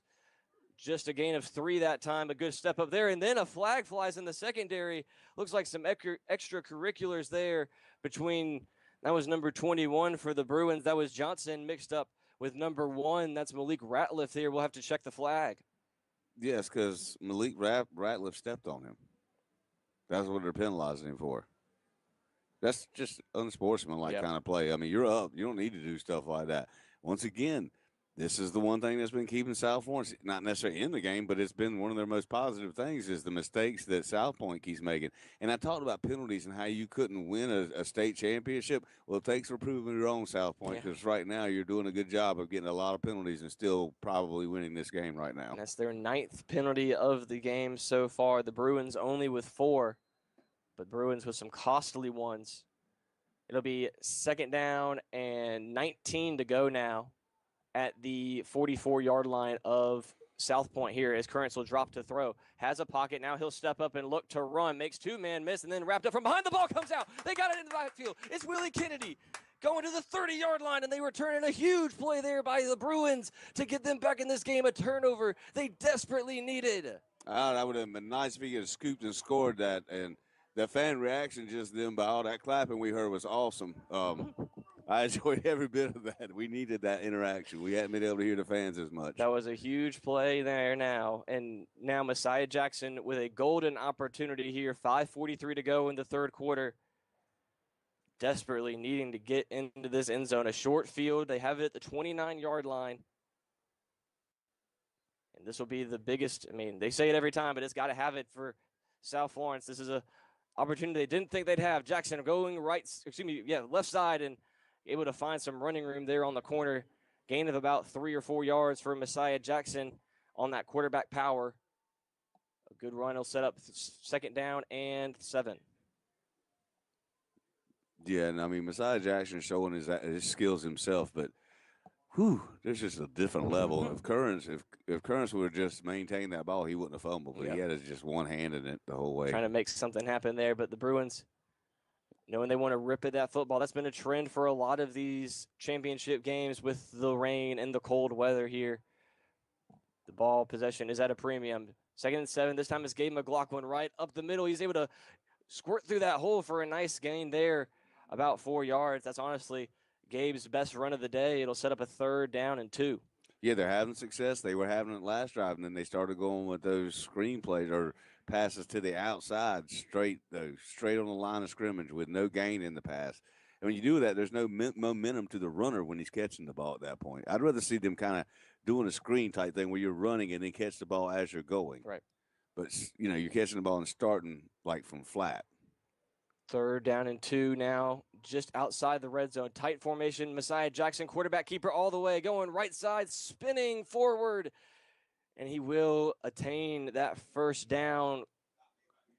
Well, they're going to be a close spot here. That's a close spot by that side judge there. Right at the line to gain, Chuck. I don't know if they're going to give him that 1st down or not. They're calling it short right there, James. They're not even going to bring it out to measure it. I thought it had it. It is right at the line to gain. It'll be 4th down, and probably the length of the football is what's needed here for the Bruins. 4:20 and counting here in the third quarter. Down 4 scores. This is a gotta-have-it play here in the gun. Tight formation. 3 fullbacks, and this time it'll be Messiah Jackson leading the way, and he's got it. A gain of 3 or 4, still pushing forward as Messiah Jackson. His forward progress will be stopped there, but that's a 1st down just outside the 15 on a gain of 4. Big play by Messiah Jackson, something that we had to have. And with that said, at the end of the play, normally South Florence is able to push another team's line with him there. That particular time, once South Point got in there, they were the ones actually pushing South Florence back. Not a good sign. 1st down from the 16-yard line. Jackson with Cameron James now in the backfield. 3 wide receivers set. 2 to the left, 1 to the right, and this is going to be Jackson looking to throw. Play action, fire, short, complete. Malik Robinson on the catch there at the 10-yard line, driven to the ground immediately by number 11, Zamir Gordon-Miles. But that's one of the best pass plays of the day for the Bruins there. It'll set up 2nd down and call it 5. It's a really good pass play. It just took him a long time to throw it. He was there open for a good 2 or 3 seconds. If he gets the ball to him a little bit sooner, he's got time to run with the ball. But by the time he caught it, the defender was up on him. Just a little quicker pass, James, and I feel like Perkins probably would have picked up another 3 or 4 yards on that play. 2nd down and 5 now from the 11-yard line. 3 minutes and 10 seconds counting here in the third quarter. They send Perkins in motion, and this time will be Jackson following him, going left side. Quarterback run all the way. Messiah Jackson skirts inside the 5, powers inside. Touchdown, Bruins. Messiah Jackson. That was all heart and will by the quarterback there. He gets him on the board with 3 minutes to go in the third quarter. That's about time that South Florence showed up to this daggum state championship game. Thank goodness, Messiah Jackson. That's how you're supposed to be running the ball, and I know you can do it. Big block there by, that was Cash and the other fullback DJ James there, and a beautiful run by Messiah Jackson, forcing his way into the end zone there. Corey Joyner on for the extra point. It's down, and it is good. And your Bruins are on the board, 7-28 now with 3 minutes to go, third quarter. That's what they need, a little fire. Hopefully that will generate more, and they're still going to need another turnover or two to actually get back in this game, James. They haven't stopped South Pointe pretty much all night, except for that fumble just now, and then maybe a couple. What they did in the first quarter a couple of times, but they haven't had consistent stopping of South Pointe's offense, and that's why I'm saying you got to have some turnovers. I'd like to see them get a score off a turnover too, just for that time on the clock not to go anywhere. And if you're Coach Collins, you got to be saying to your team, you want to lose this game, you're doing everything the right way to lose this game right now. You're penalizing yourself. You're turning the football over. It was a pretty good try by the defense there to hold them there, but able to convert. The Bruins finally able to run the football a little bit there. It keeps them within the balanced territory where they can keep running and throwing the football, not having to be one-dimensional yet. Joyner kicks it away here. Line drive to the left corner here. It's going to be fielded by Watkins. He'll cross the field, going to the 20, going to that far sideline. He'll be pushed out of bounds at about the 28-yard line. Decent return there by South Pointe. And it all comes down to the Bruins defense now to hold Currents in this offense and trying to get the ball back for Messiah Jackson in a good starting spot like they did last time. Yeah, he's actually the kicker just now. Joyner is actually kind of, I don't want to say he's out kicking the coverage because he's not, but he's hitting a line drive that's getting there so fast. And by the time it gets there, South Florence is probably at about the 35-yard line. And then they're coming at him, and they've got to make that first tackle. Otherwise, you're looking at 35, 40. Good tackle there by South Florence, a special team. Current starts at the 28-yard line. 4 wide receivers set for him as he's got R.J. Brown in the backfield with him here. First down, 10, Brown up the middle, nowhere to go, and this time big Brendan Williams with a big block shed and stuffs that run all by himself in the backfield. Big play, a loss of 1 there. Yeah, we have our own way of doing tackles for loss. South Pointe's not the only one who can do it. However, you got to keep doing that over and over right now. You got to get them back off the field, get the ball back to your offense if there's going to be any chance of a comeback.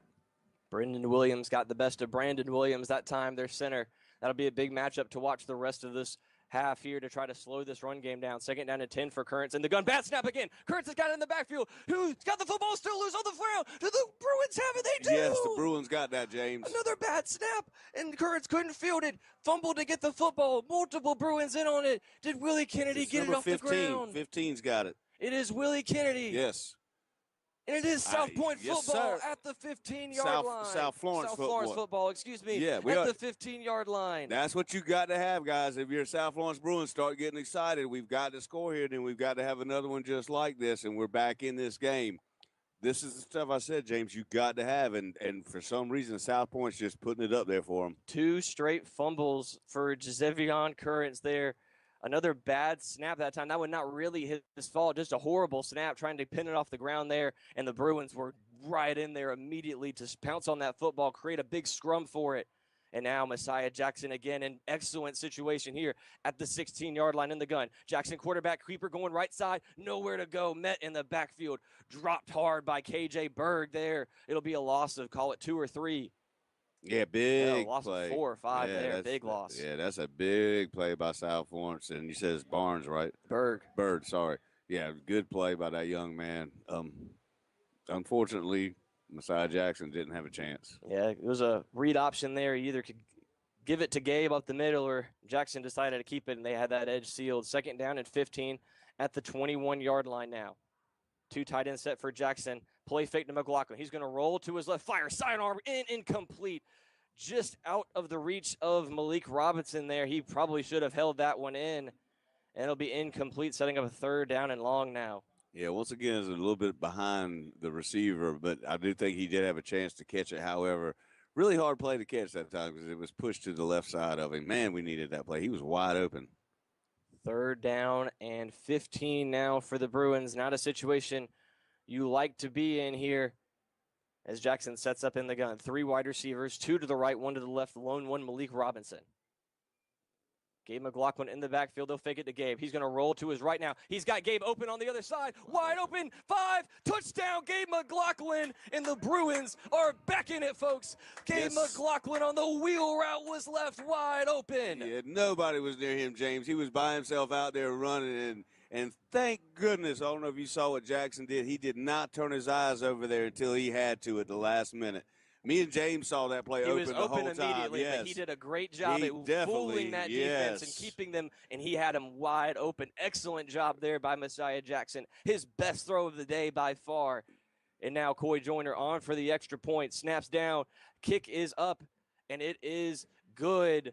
With 1:10 to go, 3rd quarter, the Bruins are marching back. 14 South Florence, 28 South Pointe. And how the momentum is starting to shift, Chuck. Yeah, and that's the biggest part, especially when you're this young. Momentum is huge. You start to get down on yourself, and thank goodness South Florence did not get down on themselves. I'm not saying they're coming back to win this game or anything, James, but I'm going to tell you what, they came to play now, and they're showing why they're in this state championship. It took them 3 quarters to do it, but they finally did it, and they are here to represent this Florence County PD area that we love. We're in the booth here. We don't like to open up the windows like we normally do, but that South Florence sideline has really started to make some noise now. If you want, James, I'll do it in here for us. You already heard me once, so I could be a cheerleader real quick like my buddy has been in the past, Joey. Joyner getting ready to kick this one off here. Line drive again for Joyner as it'll bounce at the 1-yard line and go into the end zone. Great job there by Joyner, making these balls tough to field for the Stallions. That'll be a touchback, and out to the 28 goes Currents as he's been wrapped up really well here in this second half. Some bad snaps and some fumbles here have led to excellent position for the Bruins. They're going to need to do it a 3rd time, though, Chuck. And thank God they're capitalizing on these plays, because if not, James, those fumbles won't matter because they're not getting them into the end zone. But thank goodness South Florence showed up, because that was a scary 3rd down play. But, man, Gabe McLaughlin was wide open, thank goodness. Big stop here, South Florence. If you're a South Florence fan, we really need this right now. 1:10 to go in the 3rd quarter. 1st and 10 at the 20-yard line for Gizevion Currents and South Pointe. Split formation here, 2 to the left and right. They're going to give it up the middle. R.J. Brown trying to shred off tacklers there. Tackled by 2 or 3 Bruins, only a gain of 4 there. Yeah, Aiden Robinson was one of those, and we haven't called his name out a lot this year, but really good play by that young linebacker. Normally not in a whole lot in this first-team unit here, but getting some really important minutes here as kind of that hybrid linebacker defensive back here. 2nd down and 7 now. Excuse me, call it 2nd and 6. From the 24-yard line. Currents now trips to the right. At 10 on the play clock here now as they get set here. 1 deep safety for the Bruins. They're looking to bring pressure off that right side. Here they come. It'll be a run to the left, though, and Currents is going to be wrapped up and dropped immediately. Willie Kennedy, Terry Gordon, no gain. Yeah, those stud senior linebackers are showing their speed right now. This next play is huge. They really need to get off the field. I know. I'm telling you, this is the momentum. You've got to keep it. Right now, South Pointe looks a little bit rocked. And that will do it for this 3rd quarter and how the tables have turned. It looked like it was going to be all Stallions at the beginning with that pick 6, but the resilience of South Florence is showing here as we enter the 4th quarter of your 4A state championship here in Orangeburg. Your score, South Pointe 28, South Florence 14, and we'll be back with the 4th quarter of action after this break. Step into the wonder of the holidays aboard Old Town Trolley's Holiday Tour. The fully narrated journey departs from the Charleston Visitor Center and takes you to the breathtaking James Island Festival of Lights, shimmering with over 2 million twinkling lights. Enjoy 3.5 hours of pure holiday cheer, including 90 minutes to explore the park. Every guest receives a Santa swag bag filled with a s'mores kit, Jingle Bell wristband, candy canes, and a park mat. Tours depart nightly at 5 p.m. through December 31st. Tickets are available now at trolleytours.com. We now return to the high school football game of the week on 96.3 ESPN Radio. 12 minutes to decide a champion. We've reached the fourth quarter here in the campus of South Carolina State here in Orangeburg. Your score, South Pointe 28 and the defending champion South Florence 14, but a 14-point quarter there by the Bruins, able to trend the deficit down, and now a huge third down here for this defense to try to get off the field again, Chuck. Yeah, this is exciting for South Florence. Right now is the time to get off this field, because if you want the opportunity to get back in this game 100%, I realize they're back in it, they're still down 2 scores, and it's the fourth quarter. Normally a team that's up is the dominant fourth quarter. If they're supposed to be like, they're supposed to dominate the fourth quarter, you're not going to let this 14-point lead go. But from what we've seen right now from South Pointe, they like to shoot themselves in the foot a little bit, and that's what, if you're a Bruin, please beg for them to do it again. And obviously it seems like the weather is starting to impact this game a little bit. Some bad snaps, some missed opportunities on some scramble balls. We'll see here on this third down and long what the Bruins will cook up here. They'd like to bring pressure in some of these situations as well now. Single high look, empty backfield for Currents here to start the fourth quarter. It'll be third down and 5 from the 26-yard line. Getting ready here. Both fan bases on the edge of their seat here, as both fan bases really traveled well here to Orangeburg to support these young men who have worked so hard to get to this situation. And I'm not even on the edge of my seat, to be honest with you. I'm standing up, son, because I'm so nervous. We're not the only ones here in the press box standing up, though. It's definitely, this game has caught the fire, caught a little of energy here as we started this second half, and it's much thanks to this Bruin defense and some South Pointe mistakes. But here we go. They're drying off some of these footballs as we start this fourth quarter. Third down and 5 here. Single high safety look for the Bruins here. They look like they're stepping up to bring pressure, and they will. It's Currents all the way, running right side, nowhere to go, bottled up. Can he fight for the yardage? He does. What an effort by Giuseppe Currents. Wrapped up about 3 yards short of the first down and just drove his legs for an extra 3. First down, South Pointe. Yeah, no doubt about that. That was all on that young man. He was stopped. He was held back, and he just drove his legs and pulled South Florence players with him. To the 34-yard line after that nice run there by Currents. Really needed that stop right there, James. Slow to come out of the huddle here. 15 on the play clock now as South Pointe gets set. Split receivers, 2 to the right, 2 to the left. Bunch look here as they've been in most of the day here. High snap. Brown will get it. Up the middle. Met tough tackle there. Willie Kennedy and the bunch of South Florence linebackers able to bring him down there. Maybe a gain of 3, 2nd and 7. Yeah, they seem to be giving a little generous spots here sometimes, because it certainly looked like he got about 2 yards, but it looked like they're giving him, is that 3 or 4? Yeah, they're giving him 4 there. It'll be 2nd down and 6. I mean, we're up here. We could see pretty good where it was at. It just seemed like he gave him a little extra. Ball marked at the 38-yard line. South Pointe in no hurry here. They want to try to take as much time off this clock as possible and go down the field and score. And a manageable 2nd down. Now it'll be Brown again running right side here as he's able to find some blockers, weaving his way, and that was big, number 75. We've talked about him. Anthony Baxter leading the way, and a big gain of 12 yards there and another first down. Yeah, and the momentum starting to switch back over to South Pointe. That's why that third down was very huge a minute ago, where they had him. They had to stop him, and they didn't.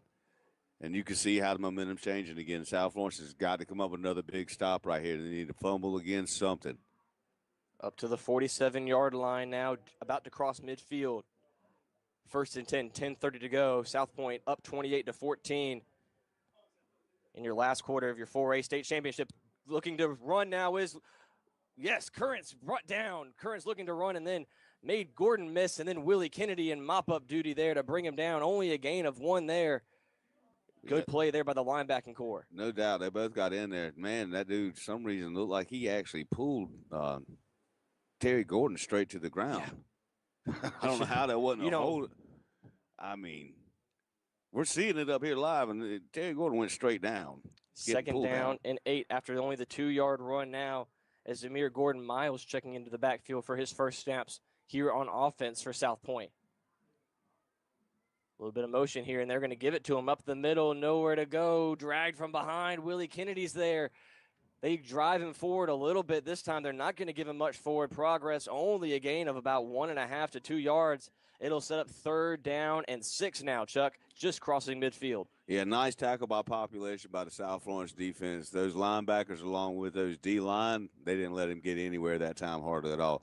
Big play. We need a big stop. They're probably going to go for it on 4th down, so you're talking 2-down territory. 3rd down and 6 here right at midfield. Current's in the gun, 4 wide receivers. Brown checks back into the game at tailback, R.J. Brown. Checking to the sideline here. Only 6 seconds on the play clock, and it looks like South Pointe here is going to go ahead and burn one of their timeouts, yes. Coach Collins wasn't able to get the play in. There was some confusion there in the backfield, and this is way too big of a play to let the 5-yard penalty run here. It'll be a timeout for South Pointe with 8:52 to go. It'll be a 3rd down and 6. Yeah, big play. And I'm not sure what they're doing over here, if they'll come back out there. But they got 2 receivers, one behind the other, and South Florence looked a little bit confused. So I'm pretty glad they did call that timeout, because I'm not sure if they would have ran that ball if he wouldn't have been wide open, because the other player that was kind of covering or could have been covering him was 15 yards back. So you're talking running 5 yards and you get a free catch. Right. South Florence has done an excellent job of this second half of not allowing these big explosive plays. They've done a great job of containing Currents here and being right on their tails whenever they do have a little bit of green grass. They're right there to bring them down. So the yardage numbers have definitely dropped for South Pointe here, as they were averaging over 8 yards a play, down just to 6.5 here. And the Bruin numbers are looking a lot better here as well. Yeah, I mean, from what we've seen in the second half, they haven't scored against South Florence's defense yet. Nope. It was a pick 6, and we were talking about a whole different ball game right now. We're still talking about a whole different ball game, but man, we're talking 21-14 at that point, right. James. Out comes the defense of South Florence here to try to defend on this crucial 3rd down right at midfield. South Pointe putting together a nice drive here, eating up some of this 4th quarter clock here with 8:52 to go. But like you said earlier, Chuck, you're probably in 2-down territory here. Yeah, trying to get 6 yards in 2 plays. Yeah, that's why we need a tackle for a loss, something. These are the things you got to have.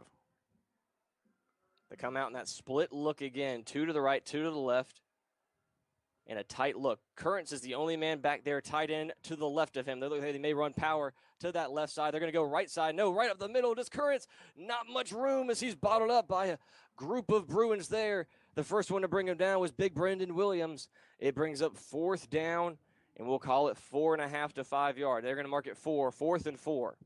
Yeah, on that particular one, James, they weren't able to get. He wasn't able to get his legs churning like he was before. South Florence came in there and stopped him. Man, if I talked about the biggest play of the game before, yes, I have. Here we go. But guess what? This is the biggest play of the game so far. Empty set here. 8:20 to go. This is 4th down and 3 here. Currents trying to keep this drive alive. Bruins in man coverage looking to bring a big blitz here, and they will. Currents right up the middle, diving forward. Still pushing that pile, and it looks like South Pointe did get that necessary yardage as they pushed the pile at the last second to get the extra 1.5 yards they needed. 1st down, South Pointe with 8 minutes to go. Oh, no, guys. I'm not even sure how he got that. He jumped up in the air and left his feet. Got back on his feet and still kept going. That must have been what, because I couldn't see what happened after that. But he jumped up in there, and he'd given himself up, and he was kind of like you're trying to dive into an end zone. That's what he was trying to do. He went superborn, airborne. I think he was expecting contact, didn't really get what he was expecting, and then kept going. They had him. 1st and 10, fresh set of downs at the 41-yard line here. South Pointe now in a trips look. Bruins again looking to bring pressure, and they run right into it and nowhere to go. McKitchen and Brendan Williams able to bring him down. Only a gain of nothing there. 7:30 and counting here. South Florence down 2 scores. Desperate to get this football back. And they really had a golden opportunity just then. I'm not sure exactly how they weren't able to get him down. Usually if somebody jumps in the air like that, James, they have no momentum to go anywhere. I know he landed back down, but, man. Currents just using that exceptional athleticism, my friend. He's a special player.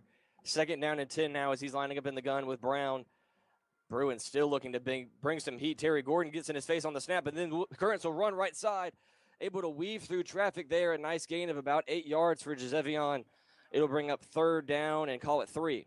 Yeah, Terry Gordon didn't necessarily miss the tackle, but he outran the play at the outside. But luckily, his effort came back, and he was the one who actually made the tackle against Currents. And another big third down. The Bruins able to get them to these third downs, but South Pointe doing a great job of converting here. 4 for 7 so far today. The time is definitely starting to play a factor now, too. 6:30 and counting here. Third down and 3. The line to gain is the 31-yard line. Currents in the gun, shotgun. He'll hand it off to Brown right up the middle. Stopped immediately. Maybe a gain of 1, and a flag flies in as well right as the ball was being snapped. But they let the play go, so it looks like it may be holding, Chuck. We'll have to see. We haven't seen a penalty from South Pointe in a while now. No, and I would think you probably want to accept this penalty because a 4th and 2 play with a player like Currents, the way he's done it today, you haven't been able to stop him for 2-yard gains very often. So got to accept this penalty. Yep, they will be backing up South Pointe here. It will be a full holding penalty, so a full 10-yard penalty there. It'll be now third down and 13 to go. Ball at now the 44-yard line. And there is a difference in the tale of two halves, like you said. At this point right here, South Florence has now had at least 42 plays. Before that, they were getting dominated. Here we go. Third down, trips to the left for Currents. 6 minutes and counting. Here we go. Currents will look to throw. Pressure in his face. He'll fire outside, and it is caught. Brought in at the 30-yard line. What a catch by Dalen Duncan. Multiple Bruins were there to try to get it. I think it was Allen to try to hit him as he caught it, but what a catch. Yeah, he went up pretty high in the air to get that one, James. That shows his vertical ability. South Florence defender was right there on him, just a better play by the receiver. Unbelievable catch there by number 10, Dalen Duncan, the senior 5'9" wide receiver, jumping up and making a big catch there. Fresh set of downs for the Stallions now at the 30-yard line, 5:30 and counting here in the fourth. And now they're grinding that clock out. High snap, he's able to field it. This is going to be a run right side. R.J. Brown's got room up the middle at the 15. Makes a man miss inside the 10. Stiff arming inside the 5, and he'll be brought down at the 1-yard line. And South Pointe is looking to put the cherry on top of a championship Saturday. They're definitely trying right now. South Florence's defense is out there doing their best. They've really had a good second half. This is the only drive that really South Pointe's done anything on the whole second half against them. Unfortunately, it's not the right time to have that drive. Now we definitely need some type of fumble, anything in this area. First and goal all the way down to the 1-yard line. He was brought down from behind. The Bruins desperate to get a 4-down stop here. Currents in the gun. They'll give it to Brown up the middle, and he's got it. Finds running room left side. Touchdown, South Pointe. And they will extend this fourth quarter lead with 4:54. It is 34-14, South Pointe. Yeah, that one was not even close to anybody touching him, unfortunately. That looked like what we saw in the whole first half just then, that particular play. But at the same time, South Florence's defense has been really playing well, like I said. And unfortunately, this drive happened to them tonight, or today. I'm used to calling night games, sorry. Yep. Lawson Miller on for the extra point here. He's got a great name, by the way. His first name, Lawson? What kind of better name? Flags fly here on the extra point try. It'll be a false start on the Stallions, and they'll back them up there for the extra point attempt. An excellent rally by the Bruins, but just a little too late it seems to be here inside 5 minutes. That crucial pick six to start this second half was really just created an insurmountable lead for the Bruins. Yeah, just a big play by their defense. Snap down, kick up, and it is going to be good. It looked like it may have been grazing that right upright, but Lawson Miller able to split the uprights there. It is now 35-14 with 4:54 to go in the final game in 4A high school football in South Carolina. At least they have made it more of a competitive game, which was nice. That particular drive right there, they had multiple occasions to stop them on fourth down, and unfortunately didn't. If they do that, The way South Florence's offense has been playing, you never know. We might have another touchdown. But at this point right here, we're in a bad situation if you're South Florence because you're looking at some type of onside kick possibly if you can score even one touchdown right now. Right. Down 3 scores here. It is, and with limited timeouts at this point as well. I believe South Florence did have to burn one in that in that third quarter. But not looking good for the Bruins here with the last 4 minutes and 54 seconds of their season. But unbelievable season, no matter what the outcome of this game is for the Bruins. This dynasty does not end here. I know Coach Marlowe doesn't want to talk about a dynasty, but in this region of football in South Carolina, South Florence is the team to beat. And even after this year, I have a good feeling we'll be getting close to being back here next year, Chuck. Yeah, there's a good chance. They might take a little dip next year. We'll see. But the way he coaches and the way he gets players into the system, there's a good chance South Florence, because we're talking about, yes, it is a dynasty. It's 4 straight state championships. That is considered. Appearances. Yeah, well, I'm sorry, for appearances. They've been to 4 straight state championships. That is what you would call somewhat of a dynasty. Right. And it's not what the Buffalo Bills did, go to 4 straight and lose all 4. South Carolina, South Florence has won at least 2 of them. Inside 5 minutes to go is Lawson Miller. We'll tee this one up at the 40-yard line. Back deep, June Perkins and Amari Reeves to receive this kickoff here. We've seen it a couple of times. South Point maybe try some trickery here, but this one's going to go out of bounds here. No chance for a return whatsoever, but it'll be good starting field position here on the kick out of bounds penalty for the Stallions. And we've questioned before whether you take this penalty and make them re-kick or not. I don't know that I don't take the ball on the 35-yard line if I'm Drew Marlowe, but he looks like he is going to make them re-kick it. Yep, it does. It does appear to be a re-kicking situation here. So they'll mark it back. That'll be, I believe, a 10-yard penalty if I'm not mistaken. Chuck, we'll see where they mark it back here. No, only a 5-yard penalty. 5, yeah. To the 35-yard line. So a college kickoff here? Yeah, pretty much. But then now if you don't get to the 35, you've wasted some time on the clock and no time went off. No time went off. They didn't take any. I thought it landed in bounds first.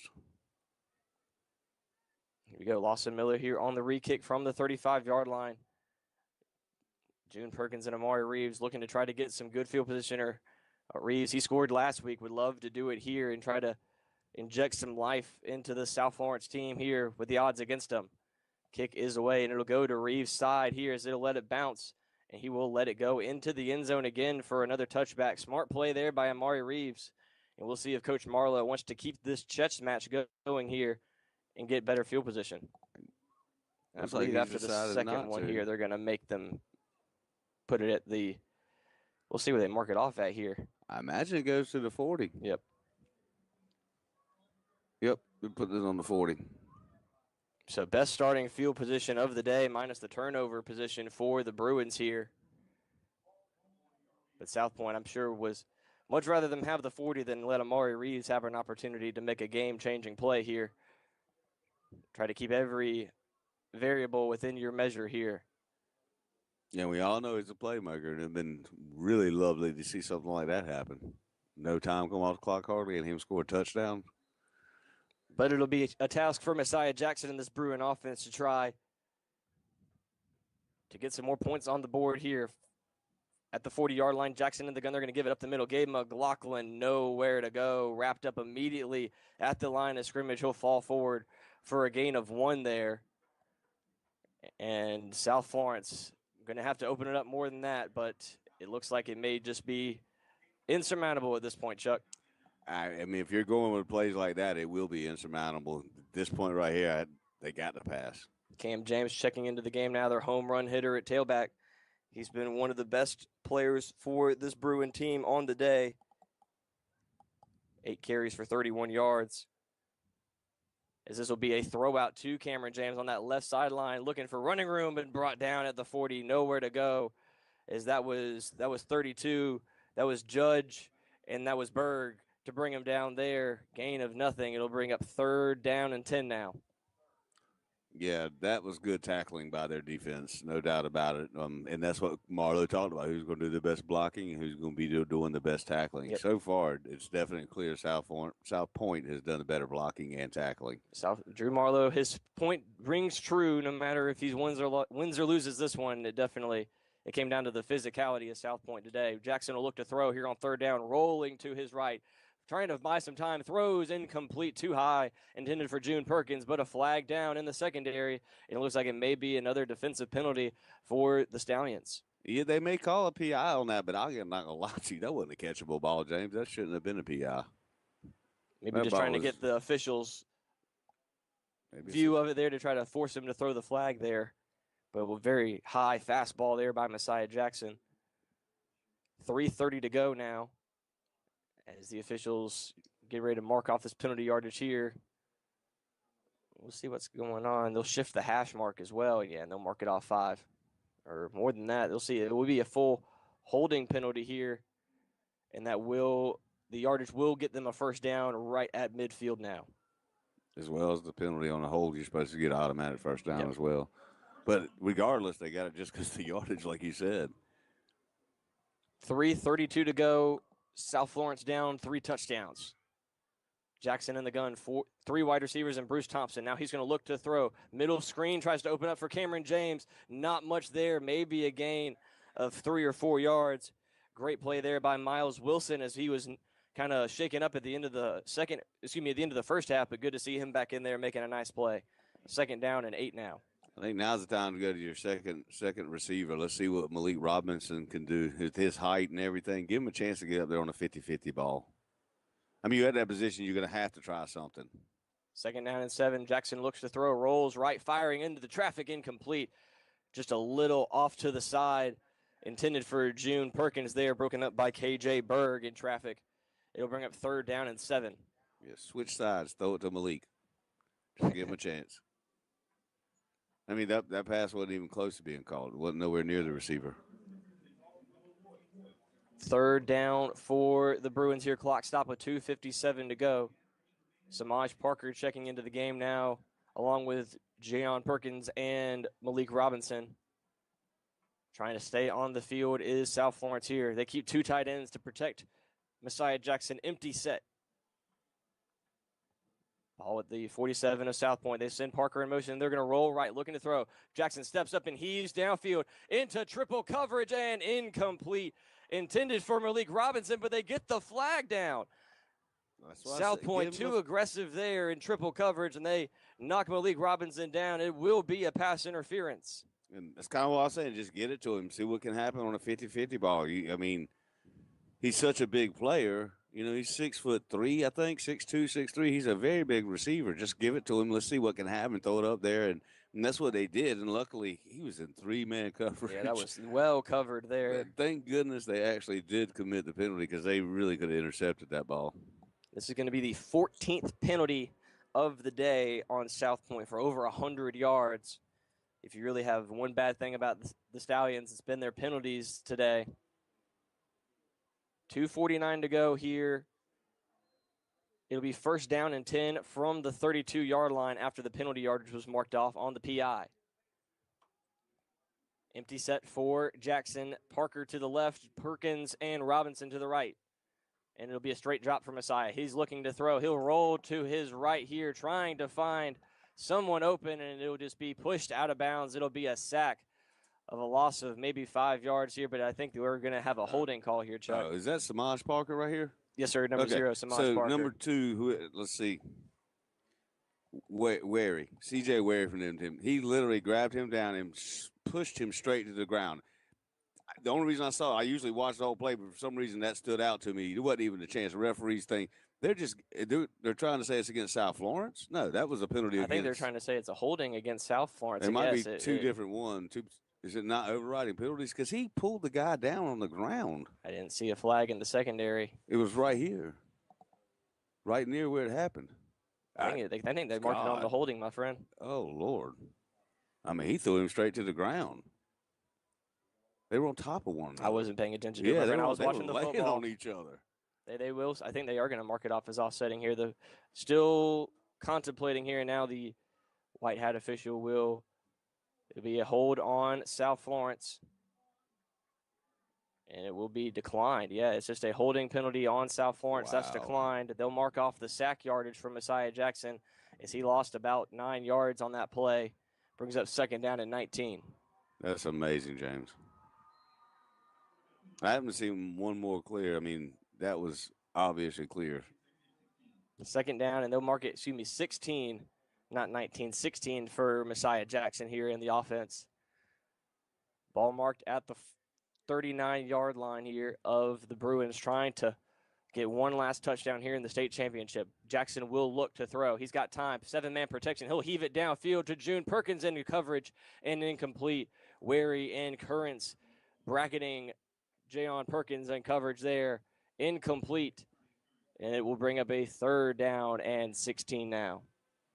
And that's kind of right now where I would go to. I'd be going to Robinson on these pass plays. I know he wants to go to his leading receiver, but they're not getting open. Nobody is. So you're going to have to me, do like a 50-50 jump ball, and I think Malik Robinson is going to be your best bet for that. He's a former basketball player from actually West Florence, so he knows how to jump. 2 minutes, 32 seconds left here in the championship game. Jackson now in the gun, empty set. He's got Bruce Thompson here as the ump back to his right in front of him here. He'll look to throw. Pressure in his face. He'll fire outside. Caught Jayon Perkins. It'll be near the original line of scrimmage. Mark it for a gain of 7 yards. It'll be fourth down and 9 upcoming here. This could be the last time South Florence's offense touches the ball this season. So see what kind of play they can come up with right now. Yes, sir. 4th and 9 here for the Bruins. One last gasp. They keep the same personnel, Robinson, Parker, and Jayon Perkins, along with DJ James and Bruce Thompson. Your offensive line, Gary Jenwright, Ethan Cash, Josiah Mason, Travis Sansbury, and Luke Thayer played fantastic all year. Jackson in the gun, empty set. He'll look to throw. Straight drop. He's got time. Jackson now pressured, filing backwards, and he'll be sacked all the way back near midfield, just trying to find anything, and nothing came open for the senior. And that will put an end to this championship game right there. Yeah, and if you're Messiah Jackson, that's definitely not the last play of your high school football game that you want to have happen to you. But he'll be all right tomorrow, James. It's a football game. They will survive. He gets to go on to the next level to play. I don't even think he's picked the team yet to go play for, has he? No, sir, no. He's the one we're waiting on to find out where he's going to go to. Most of the other players we know where they've committed to, and unfortunately for South Florence, this thing did not turn out exactly like they wanted it to. And I know I mentioned something about December 7th being Pearl Harbor. Pearl Harbor. My mom was born December 8, 1941, the day after, so I always remember it. Also, my buddy Keith Montrose, who I've always referred to as the kid, his birthday is actually tomorrow as well. So happy birthday, Keith. Happy birthday, he wanted to absolutely. be here, wasn't able to be. 2:06 to go here from Orangeburg, as Currents and the South Pointe offense will lead the Stallions out for one more drive here. Can the Bruins keep them out for morale's sake? Give up the middle to, this will be Brown, the other Brown. Big run here, going left side across the 30, and he's brought down a huge gain of 22. That time it was number 28, Rashawn Brown, the freshman.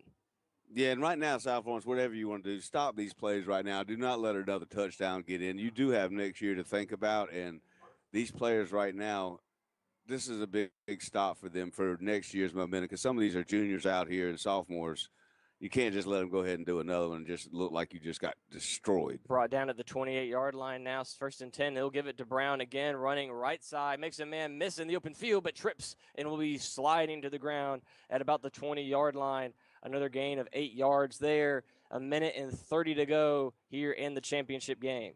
And I'm a little bit jealous of that slide right there. He looked like he was on one of those wet, you know how you wet those things up. He slid for a good slide. Yeah, he's like a good eight feet sliding just then.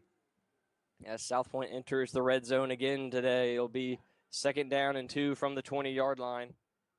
Now really slowing it down now.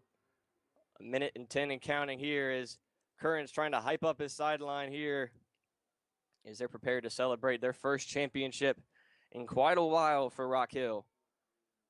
Inside carry to Miller again. Not Miller, that's Brown. And again, This time, nowhere to go, wrapped up in the backfield. Gordon and Kennedy bring him down for a nice loss of about 4 yards there. And Brown's a freshman. And South Pointe dumps the Gatorade on Coach Brown. Almost gave him a concussion there. Here comes round 2. Boom, again. They got his arm. They got his arm that time.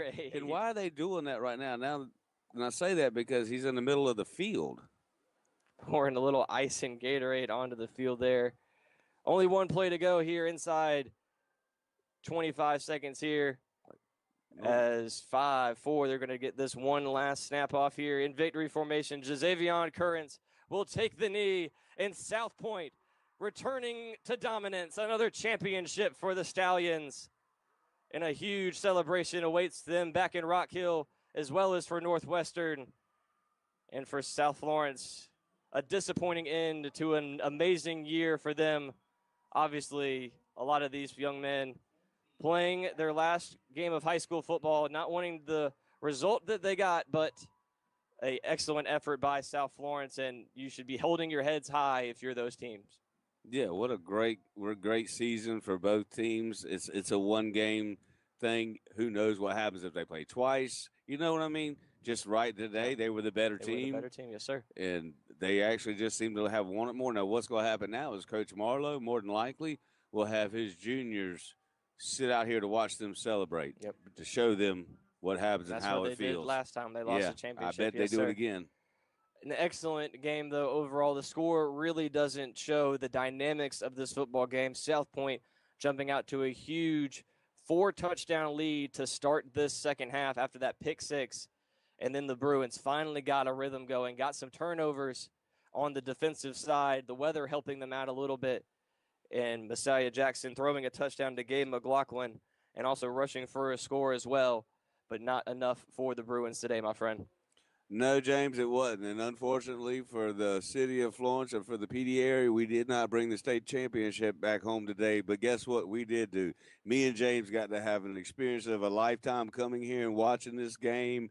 Thank you, MJ. Thank you, Woody, for helping us out to be able to do something like this. James, I've had a blast calling games with you. I'm so excited. We're going to do it again next year. Yes, sir. And the year after, I imagine. I don't think I'm going anywhere, and I don't know if you are, but Sounds I don't think so. Yes, sir. It has been an amazing year for the Bruins and for ourselves. Like Chuck said, thanks to all of our sponsors, to MJ, to Mr. Woody, to Mr. Dave Baker, everybody who's helped us out along the way here this season. We truly appreciate it. We hope everybody has a safe drive back from Orangeburg here. And we'll see you next season on the Florence Game of the Week here as we have your final from Orangeburg. South Pointe 35, South Florence 14. South Pointe, your 4A champions. Thank you, and have a great weekend. Good night. You've been listening to the 96.3 ESPN Radio High School Football Game of the Week, brought to you in part by Galloway Auto Glass, Stoudemire Dowling Funeral Home, Adams Metal Building Supply, Rivals, a store divided. This has been a presentation of Community Broadcasters Sports. Downstairs hears the baby crying. And I interviewed the guy who found the baby, and he remembered about seeing the baby, and the baby had a little blood on him.